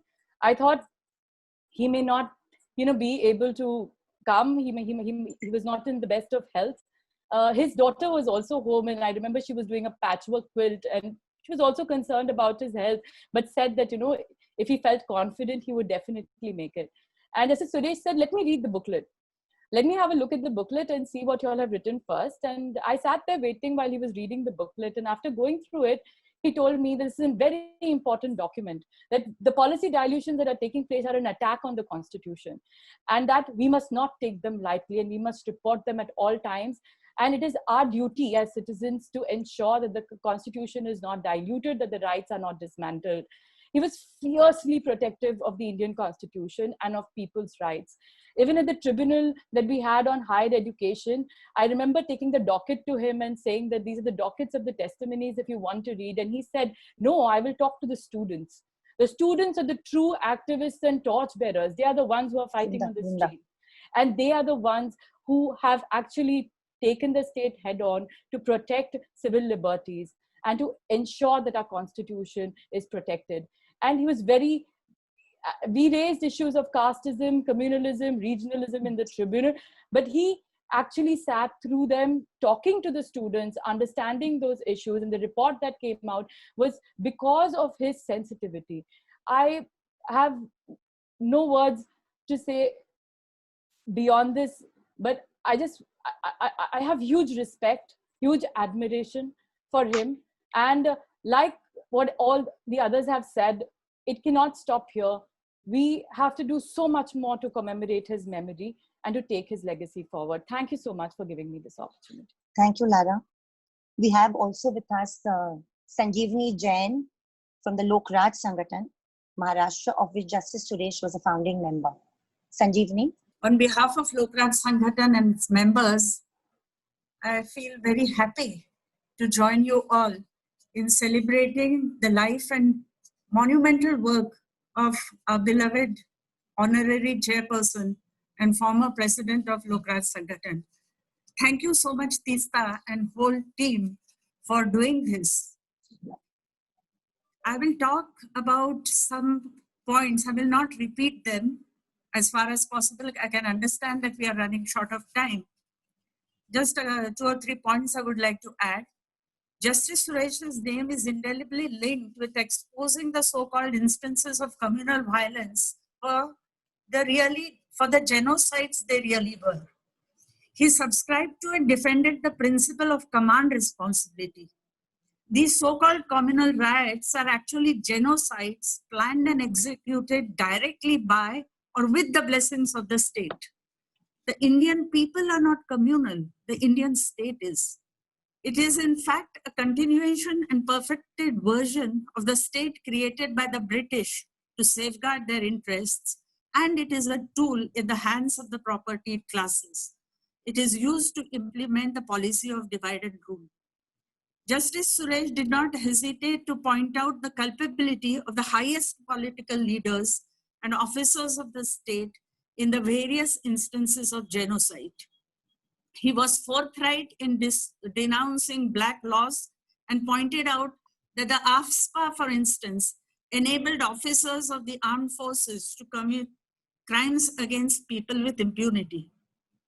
Justice Suresh was a fearless upholder of the right to life, and he and some other judges creatively interpreted it. He insisted that the right to life meant the right to a life befitting human beings in this day and age. It included a decent livelihood, dignity, and respect. It included access to the basic necessities of food, clothing, and shelter, as well as access to education, health services, sanitation, electric power, etc.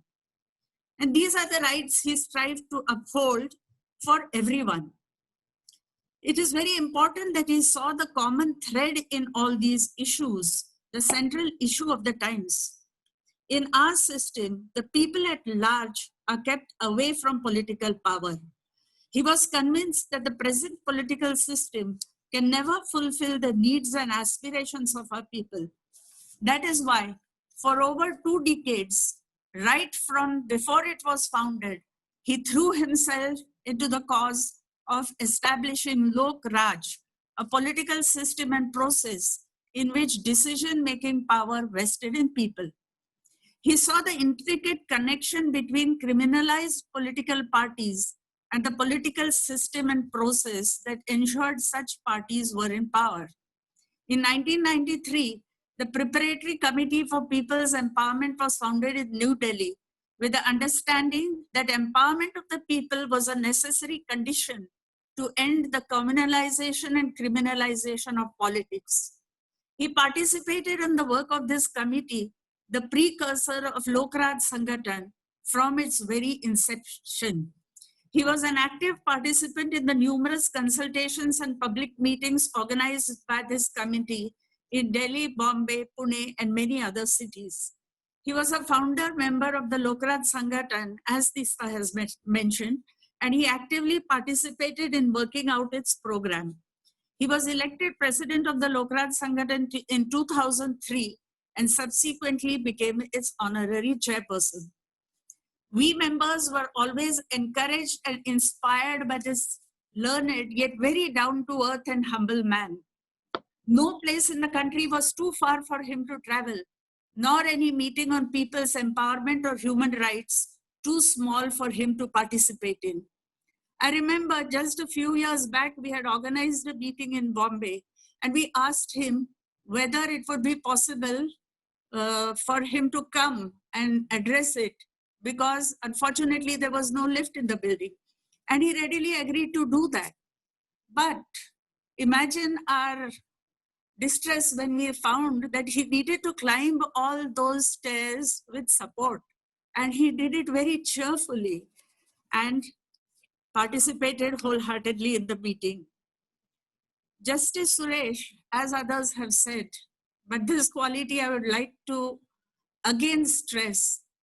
There was no, he did not act like a know-all. I mean, obviously he was a very learned person, very erudite person. And many of us initially used to be hesitant, but he was very quick to put us at ease.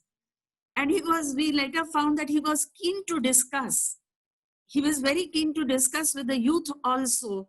And he was very open-minded to new ideas and suggestions. Justice Suresh remained a passionate defender of human rights till he breathed his last. In his death, the movement for people's empowerment has suffered a most grievous loss. His memory will continue to inspire us all in the struggle for a just society in which human and democratic rights of all are guaranteed and enforceable. I take the liberty to quote a few lines from a poem on behalf of all of us. हम लड़ेंगे साथी, हम लड़ेंगे जब तक दुनिया में लड़ने की जरूरत बाकी है. जब तक बंदूक न हुई तब तक तलवार होगी, जब तलवार न हुई लड़ने की लगन होगी, लड़ने का ढंग न हुआ लड़ने की जरूरत होगी. और हम लड़ेंगे साथी, हम लड़ेंगे कि लड़े बगैर कुछ नहीं मिलता. हम लड़ेंगे अपनी सजा कबूलने के लिए. लड़ते हुए जो मर गए उनकी याद जिंदा रखने के लिए, उनकी लड़ाई आगे ले जाने के लिए हम लड़ेंगे साथी, हम लड़ेंगे. Thank you very much. Thank you so much, Sanjeevani. I want to also reassure all the people participating in this meeting who've been patiently with us since 6 o'clock that we still have 4 or 5 very, very important speakers, including members of the family. So please do stay with us. And I thank all speakers also for respecting that we have time constraints. I'd like to now call Mr. Fahad Ahmed, student activist and former Secretary General of the TISS Students Union. हजारों साल नरगिस अपनी बेनूरी पे रोती है, बड़ी मुश्किल से होता है चमन में दीदावर पैदा. पिछले जितने भी स्पीकर्स थे उन्होंने जिस तरह से जस्टिस सुरेश के बारे में अपनी यादें और उनके जो एक्सपीरियंसेस थे वो शेयर किए. मुझे लगता है कि मुझे बहुत ज्यादा उनसे, क्योंकि मुझे एक ही बार मिलने का मौका मिला था जब दिल्ली के अंदर हायर एजुकेशन पर हमला हो रहा था, उस पे जो ट्रिब्यूनल जिसका लारा ने भी जिक्र किया, तब मैंने एक चीज देखी कि जो बहुत सारी क्वालिटीज की बात हुई, जितने जस्ट थे, कंपैशनेट थे, ह्यूमन राइट वॉरियर थे, लेकिन मुझे लगता है कि उनकी जो कंसिस्टेंसी थी, चाहे जज रहने से पहले का उनका काम हो या जज रहने से बाद में हो, वो एक ऐसी चीज थी जो उनको सबसे अलग करती थी. एक मतलब एज, सबने बताया कि कोई भी ऐसी जगह नहीं थी कश्मीर से लेके कन्याकुमारी तक कि अगर उनको ट्रैवल करना हो, अगर उनको इन्विटेशन हो और वो मना कर दें. तो इन सारी चीजों को देख के, और खासतौर से जो मिहिर ने 1992 वाला जो शिवसेना और जनता दल के कैंडिडेट्स में जो रिलीजन का इस्तेमाल का इशू था, इन सब चीजों से लगता है कि ऐसे जजेस की आज हमारे देश के सुप्रीम कोर्ट को या हमारे हाई कोर्ट को कितनी ज्यादा जरूरत है. तो आज मैं बहुत ज्यादा बात ना कहते हुए मुझे लगता है कि इस लिगेसी को बढ़ाने का वक्त है. जो हम जैसे यंगस्टर्स हैं या और बहुत सारे जो स्टूडेंट्स हैं, आज जस्टिस सुरेश की लेगेसी को और ये दुनिया को दिखाना है, ये देश को दिखाना है कि आज जो हमारे देश के सारे इंस्टीट्यूशंस के हालात हैं, ऐसा नहीं है कि हमेशा से ऐसे थे. हमेशा कुछ ना कुछ टॉर्च वेयरर्स ऐसे रहे हैं जिन्होंने हमारे कॉन्स्टिट्यूशन को, जिन्होंने हमारी जो वैल्यूज हैं कॉन्स्टिट्यूशन की, उनको अपहेल्ड किया है. तो मैं जो जितने भी यहाँ पर सीनियर्स हैं, जितने भी बड़े हमारे हैं, मैं कहता हूँ कि आइए शुरुआत करते हैं, क्योंकि आज हम सेलिब्रेट कर रहे हैं उनकी लेगेसी को. तो आइए एक शुरुआत करते हैं, एक बुनियाद रखते हैं एक ऐसे इंस्टीट्यूशन की जो कि जस्टिस सुरेश भी कहते थे, जिन्होंने कभी सेक्टेरियन, जो बहुत सारे स्पीकर्स ने बात बोली कि वो कभी भी सेक्टेरियन इश्यूज में नहीं पड़े. तो आइए एक ऐसे इंस्टीट्यूशंस की बुनियाद रखते हैं, एक ऐसे मूवमेंट की बुनियाद रखते हैं, एक ऐसी विचारधारा की बुनियाद रखी जाए जिसमें जस्टिस सुरेश के वैल्यूज, जस्टिस सुरेश के आइडियाज हम आने वाली जनरेशन तक पहुंचाएं. और आज जो हमारे देश के सिस्टम्स और इंस्टीट्यूशंस हालात देख रहे हैं, उनको जस्टिस सुरेश के बारे में पढ़ना जरूरी है. तो कोई, मैं इमीडिएट एक प्रपोजल ये रखना चाहता हूँ कि एक कोई ऐसा बुकलेट या कोई एक ऐसा, हम कुछ भी एक ऐसी चीज लेके आए जिसमें जस्टिस सुरेश के सारे कॉन्ट्रीब्यूशंस, उनकी पूरी लेगेसी जो आप सब लोगों ने बोला, उसको हम उसे डॉक्यूमेंट कर सकें. उनके जब वो लॉयर थे या जब वो जज थे या इवन जज होने के बाद जिन्होंने वेरियस कमीशंस को उन्होंने हेड किया, उस तरह का अगर एक डॉक्यूमेंट हम बनाते हैं तो कहीं ना कहीं यही सबसे अच्छी हमारी श्रद्धांजलि होगी. मैं ईश्वर से प्रार्थना करना चाहता हूं कि उनकी आत्मा को शांति दे और उनके परिवार को मैं बहुत बहुत अपनी संवेदना व्यक्त करना चाहता हूं कि इसी तरह जिस तरह आज आप आए हैं उस तरह आने वाले दिनों में जब जब जरूरत पड़े उनके बारे में लिखने की, उनके नाम से लेक्चर सीरीज चलाने की, आप हमेशा इसी तरह से सहयोग करें। बहुत बहुत धन्यवाद। Ms. Madhu Bhushan from SIEDS Bangalore, she's a women rights activist who's been part of the CEDS collective and a member of SEIEDS since 1993. Madhu. Thank you, Teesta, and thank you all of you for organizing this memorial to celebrate, as everyone is saying, the life of Justice Suresh, and also for inviting me, representing CEDS, to really speak about our relationship with Justice Suresh of the past 30 years, since the early 90s. Incidentally, I've been part of CEDS since 1983, Teesta. Yes, listening to everybody has been extremely overwhelming. And I think everybody has spoken so much about him, about the incredible human being he was, much loved and respected judge and a defender of the Constitution, a fearless advocate for the secular fabric of this nation, a tireless crusader for a jurisprudence that is firmly tilted in favor of the marginalized, the poor, and the disenfranchised. I think we've heard all these stories. But I think for us, he remained very, very simply the president of our society. And somebody who was just a phone call away. And he was that simple. You know, I think Teesta had said that he never said no to anybody, whether it was a small or a large organization. And I think that was how he was with us too. And he walked into our lives, of course, in the early 90s, as I said, after I guess he had just retired from the Maharashtra High Court, and he began his second innings as an extraordinary activist for justice, which is rooted in the everyday lives of people. And I think, like everybody else again said, he turned out to be more of a people's judge than a judge who was sitting in the unreachable heights of High Court or Supreme Court, but he was really with the people, you know, and trying to formulate justice from their pain and their survival strengths, perhaps. So he came, you know, in 1992 when the Kaveri riots had happened in Karnataka, and many of us organizations here in Bangalore, we got together, and I think it was in association with the Indian People's Tribunal that he came, he and Justice Tewatia came to do and that was our first memory of Justice Suresh. And again, like everyone is saying, the images just keep coming back to haunt about how he was so tireless in I think we must have gone through thousands of kilometers, you know, through Karnataka and Tamil Nadu, but he was so patient, and he and Justice Tewatia also, and in just sitting and listening endlessly, you know, to people speak. And I think it was like each time he listened, it was like he was listening afresh. And in fact, just today when we were I was discussing this with my colleagues, and Altaf was reminding me of how one day we were listening to the testimonies of people in Coimbatore, and there was a particularly difficult testimony of a woman, you know, who had suffered a lot of violence. And after that, he was so moved that I think both he and Justice Tewatia just didn't even stop to have lunch, and they sat till almost 7 or 8 o'clock until they finished listening to everybody, and everybody with the same kind of intensity and empathy, from the beginning, from the morning till the evening. And that, I think, was the most remarkable feature about him. And I guess that was the beginning of our association with him. And subsequently, when we invited him to become a member of our society, he agreed very, very graciously. And then he became the president of our society sometime after the passing away of Justice Krishna Iyer. And after that, again, it was not like as if he was young, but he continued to remain our president till date, till he passed away. And, as Professor Babu Matthew, who's another fellow traveler, told us, when we communicated the passing of Justice Suresh, he said a few lines which were so meaningful. He said, all working people and even beyond have lost a legal luminary filled with so much simplicity and love for humanity. It is not easy to find substitutes for this outgoing generation.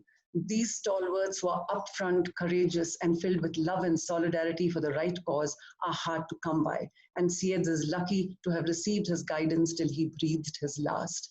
Yes, we were truly, truly lucky and blessed to have Justice Suresh as our president. We are a small collective, and yet he held our hands and walked with us, guiding us through our highs and lows with an easy and loving camaraderie. You know, his clarity of thought and uncompromising commitment to institutional integrity and justice in its fullest sense held us together in decisive ways through the most difficult moments of our collective history.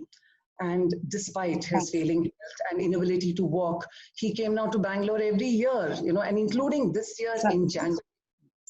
Yeah? No, I'm just reminding it about the time, gently.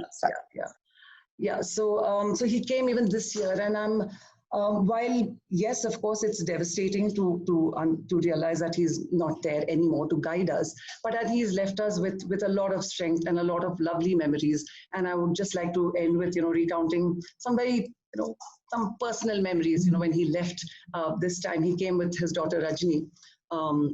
Because he couldn't travel alone, and we had bought him a gift, you know, and we said, Justice, we've got you a gift. And he gave such a childlike chuckle, you know, oh, you got me a gift. And then when we told him it's a kurta, he was even more happy, you know, because it was a khadi kurta, and he was very, very delighted. So yes, so I think yes, Justice Suresh, the loss is very, very deep and immeasurable, but we cannot grudge you your going. So rest in peace. You fought the good fight till the end, and you held us all as your own. And for that, we will remain ever indebted and inspired. Thank you, all of you. Thank you, Madhu. Thank you so much. आज शाम भर हमने जब लोगों को सुना है, तो एक बात बार-बार जस्टिस सुरेश के बारे में आती है कि he always wanted to listen to the voices of the survivors, not victims, the survivors of violence, survivors of injustice. जहाँ पे भी हिंसा होती है, नाइंसाफी होती है. We have with us Farooq Mapkar ji, who is a survivor of the 93 Hari Masjid firing in Bombay. Everyone has spoken about the Justice Daud and Justice Suresh report, people's verdict. Farooq Mapkar has very, very close memories of Justice Hosbet Suresh. Farooq ji. 10 जनवरी 1993 को जब मुंबई में firing हुई थी हरी मस्जिद के अंदर, जब मुझे गोली लगी थी, उसके बाद से जब मैं जेल से आने के बाद सबसे पहले मेरी मुलाकात सुरेश साहब से हुई थी. और जब मैं उनके पास पहली बार जब मुलाकात हुई थी, तो मैं उनके पास गया और उन्होंने मुझे काफी हेल्प किए थे. और उन्होंने मतलब जिस तरीके से एक एफर्ट बनाया था मेरे लिए, और मैं वो एफर्ट लेकर फिर जस्टिस श्री कृष्ण कमीशन में फिर मैं उनके पास दिया. उसके बाद उन्होंने वो श्री कृष्ण कमीशन में ये किए थे. लेकिन आज तक मैं सुरेश साहब को जिस तरीके से जानता हूँ, उन्होंने हमेशा एक अच्छे इंसान के तौर पर काम किया है. और खास करके जब मुंबई के दंगे हो रहे थे और तमाम लोग वहां पर आ रहे थे, तो उस वक्त सुरेश साहब ने एक काम करते थे, वहां पर भी बैठते थे और जितने लोग आते थे उनकी एफिडेविट वगैरह बनाते थे और वो वहां पर हमारी हेल्प करते थे. और यहाँ तक कि आज मुझे दुख इस बात का हो रहा है कि एक अच्छे इंसान आज हमसे दूर हो गए. और दुख की बात यह है कि आज ऐसे जज हमें नहीं मिलते. हेलो जी, बोलिए. हाँ, जज आज के डेट में हमें ऐसे लोग नहीं मिलते. मैं आप तीस्ता मैडम का भी शुक्रगुजार हूँ जिन्होंने इस प्रोग्राम को किया है. और मैं जस्टिस सुरेश साहब की फैमिली से भी हम इस दुख में आपके साथ में हैं. और खास करके ऐसे लोग हमारे हिंदुस्तान में अगर आज के डेट में अगर रहेंगे तो हमारा हिंदुस्तान सुधर जाएगा. क्योंकि आज हमें बहुत नाइंसाफी हो रही है, हमें इंसाफ नहीं मिला, लेकिन उन्होंने इंसाफ के लिए हमें बहुत कोशिश की, लड़े, हमारे साथ खड़े रहे. और हम लोग आज भी कोशिश करते कि हमें इंसाफ मिलेगा, लेकिन उनकी आज भी हमें कमी महसूस होगी. क्योंकि आज जिस तरीके से, हाँ, इतना जरूर मैं कहना चाहता हूँ कि आज हमारे सुरेश साहब नहीं है. अगर सुरेश साहब अगर होते और उन्होंने सरकार की के लिए कुछ काम करते तो आज उनको राज्यसभा का मेंबर बनाया जाता. लेकिन आज दुख हमें ये होता है कि उन्होंने ईमानदारी से काम किया है, इसलिए उन्हें नहीं मिला. लेकिन ईश्वर उनको गैर से उनकी मदद हो और वो उनको उनकी आत्मा को शांति मिले, यही मैं दुआ करता हूँ. लेकिन आपको मैं एक चीज बताना चाहता हूँ कि हिंदुस्तान के अंदर ऐसे लोगों की बहुत कमी है. लेकिन आप जब भी ऐसा रहे तो आप भी उसी तरीके से अगर काम करेंगे इस देश के अंदर और हिंदू और मुसलमानों को एकजुट करने का भी काम आप करोगे। Thank you very much. शुक्रिया बहुत बहुत फारूक साहब, बहुत बहुत शुक्रिया. That was Mr. Farooq Mapkar, as I said, survivor of the 93 Hari Masjid firing in Bombay. We have now with us Justice Kolse Patil, former judge of the Bombay High Court, who resigned from the bench in 1990 to pursue social activism full time. Justice Kolse Patil is from a family of landless laborers. He became very well known as a public prosecutor in high-profile trials like the Manwat murder case and the Joshi Abhyankar serial murder trial. He is co-founder of the Lok Shashan Andolan along with Justice PB Sawant, a bold voice and also somebody who sat on many tribunals with Justice Suresh. Justice Kolse Patil. When that day you told me that Suresh is no more, I felt that this was the time we required his presence, as we have been ruled by dictators, and that against this regime we require so many people. But thank God, I will say that this lockdown is blessing in disguise today, because all luminaries throughout India have participated in this discussion and condolence. Otherwise, in a public meeting, it was not possible to invite everybody. I am also fortunate that this discussion was started by my godfather, Guru Justice Sawant. Yeah. And I always take the second, the recommendation of Justice Sawant and Justice Suresh in my speeches, as they recommended mass prosecution for mass murders, and these Gundas, Shah and Modi should not be given any constitutional post during their lifetime. So that is my capital I have been fighting for. But all these legal luminaries might have now left, but we may require their help, because every day we are in soup waiting who is filing which criminal case, we don't know.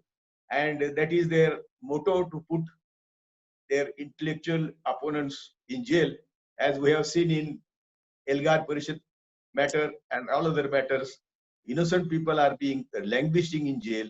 So in these circumstances, Suresh was a must with us, but it is unfortunate and death is certain. So we have to accept it.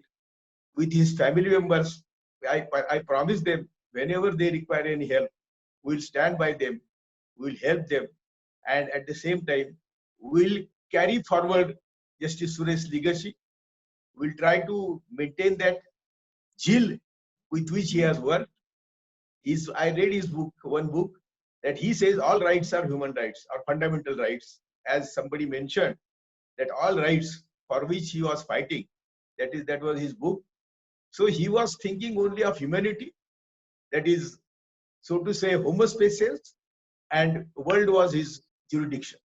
So that is greatness of him. I appreciate your efforts, because it is our, see, कृतज्ञता तो हमारी खासियत है. So you have been very kind to his family and to his work, which you have brought it before all of us. I am grateful to you.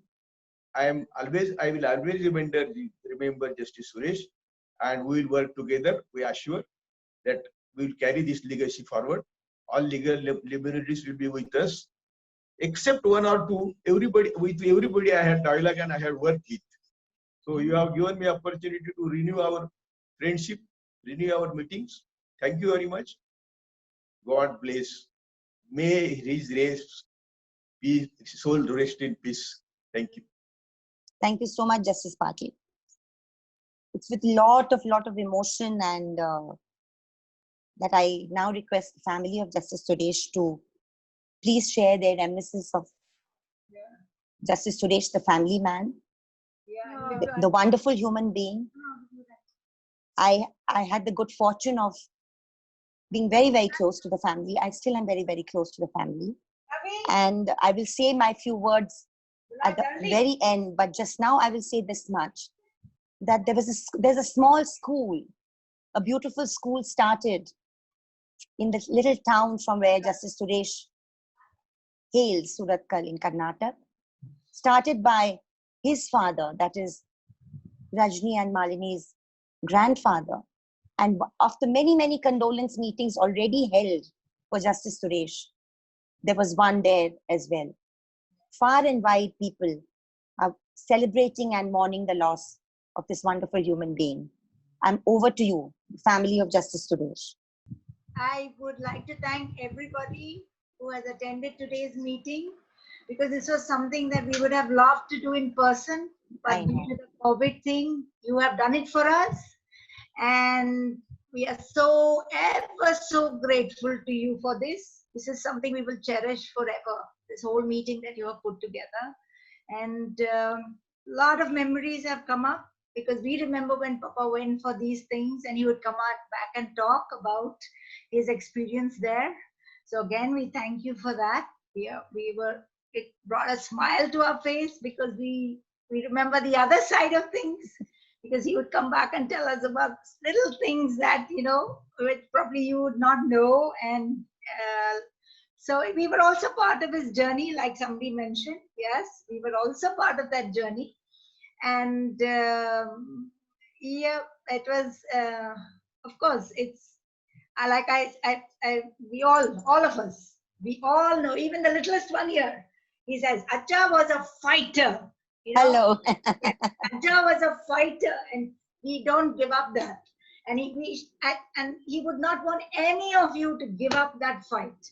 So that was it. He always wanted everybody to fight, for justice, for everybody. And that's what he taught us. He said, everybody is equal. Whether he may be coming to your door to sell vessels, or he may be sitting in the highest post, wherever. Everybody is equal. And that he imbibed in us, not just by telling us, but by his very action. Everybody, even the littlest, the peon in his office is our family member. If we feel that way. It's just that he was like that. He and mom led it by example, So that was what I would want people to know. Yeah. So if anybody, yeah. It's such a lovely sight to see all of you together. It's beautiful to see all of you together. Yeah. Thank you. One of our sisters, Shalini, is on somewhere else in the also group. watching. Okay. Yes. Okay. Yeah. Yeah. And also the young ones, and the young ones have recognized a good fighter, which is lovely. And Yes. it's made this evening more special that all of you could join us and patiently sit with us throughout. And like has been said, please. I think my dad connected not just with his generation, as people have said, not just with our generation. He connected with even my children's generation. Wonderful. He was a judge to all of my children's friends also, and he could connect with them. And I think to some extent, his values have not only been given to us, but it has gone even to that generation. So he was everybody's adjust. Yes, he was everybody's adjust. He was everybody's adjust. All the friends of our children he was adjust to them. Yeah. Lovely. And what is lovely to see with both of you and all three of you sisters is that while you've been mourning, you've also been celebrating his life for the last few days, remembering, watching all the family videos, watching all the happy moments. Like Rajni always tells me, he's the one who taught me to cook. Yes. He is the ultimate feminist. He stood by Rajni and the whole family through difficult times, always with a smile on his face. And I would like to tell the family and all the audience gathered here and everyone else outside that we've recorded this session today, and we'll put up the entire thing on YouTube and send you all the links on the CJP YouTube channel. I just want to now sort of conclude today, because it's been very intense. Many of us are reeling under the emotions and the happy and sad. Actually, it's not sad so much as just emotions. Yeah. And I just want to, one thing that always struck me about Justice Suresh is that, and we were together so many places apart from Gujarat and so many places, is that he would always speak about what little things could be done to set things right, fundamental things. And for him, the years that he spent dedicated to teaching at the night schools when he was an up-and-coming lawyer and judge was so important, because he says, why do people who are not better placed not give those few hours of their time so that younger people from less privileged backgrounds can have access to insights that we have privilege to. I don't think any democracy or society can really be free or open or equal unless all their people feel equal. And I think Justice Suresh understood that there's a basic inherent disparity and inequality in our society. And he did everything he could, everything he possibly could to correct that, to recommend how institutions could correct it, and to ensure that the fundamental rights in the Constitution is not simply a book and something on paper, but that has something that has to fundamentally change the lives of people. For me personally, he was so special because he was worried, he was scared, he was there when things went really, really bad and wrong. He would come physically, just drop by and spend hours, and he was really, really concerned.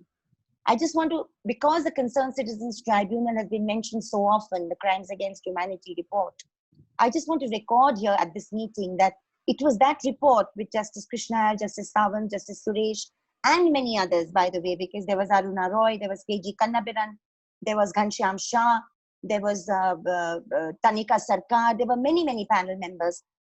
They, for the first time, recommended the National Statutory Crimes Tribunal. That means that they recommended that there should be a national mass crimes law in this country. And we saw that in the 2004 electoral promises, the Common Minimum Program did promise such a law. And thereafter, 2011, from 2004 till 2011, we fought, we battled. Many of us, different groups, tried to put drafts together of the Prevention of Communal Violence, Justice and Reparations Bill, but it was never tabled in Parliament. So another unfinished job for all of us to finish. It was something that even Asghar Ali Engineer really went with a regret for, because he knew that such a law was important to ensure that the wrongs against our minorities are corrected. All minorities, not just religious minorities. So I think all I can say is that he's a man who just lived and led by example in personal life, in his professional life, and like everybody here has said in so many different ways, there was no human rights issue, no issue of human dignity that he did not relate to. I hope that the challenge that is there before each one of us, including myself and my group, that we forge alliances and we go together stronger and not splintered, is really realized very, very soon. Thank you so much, Henry, Jayaraman, Mihir, Lara, Flavia, Irfan, and all the other groups. I'll just read the names of all the other groups who are also part of today's program. I've already mentioned the major ones, but the other names also need to be mentioned. The Ghar Bachao Andolan, National Alliance of People's Movements, the Paryavaran Suraksha Samiti, the Working Group of Human Rights aligned to the United Nations in Delhi, the NCHRO Goa Unit, the Jan Swasthya Abhiyan, Justice Coalition of Religious Maharashtra, Habitat and Livelihood Welfare Association, Forum Against Repression of Women, Concerned Citizens for Democracy, Bhavnagar Jilla Gram Bachao Samiti, Mithi Vardi, Badail, and all the others. I won't repeat the UCL, People's Watch, Majlis, Lawyers Collective, HRLN, Citizens for Justice and Peace, and Center for Study of Society and Secularism. Thank you so much, everybody, for your patience and your participation tonight. Thank you.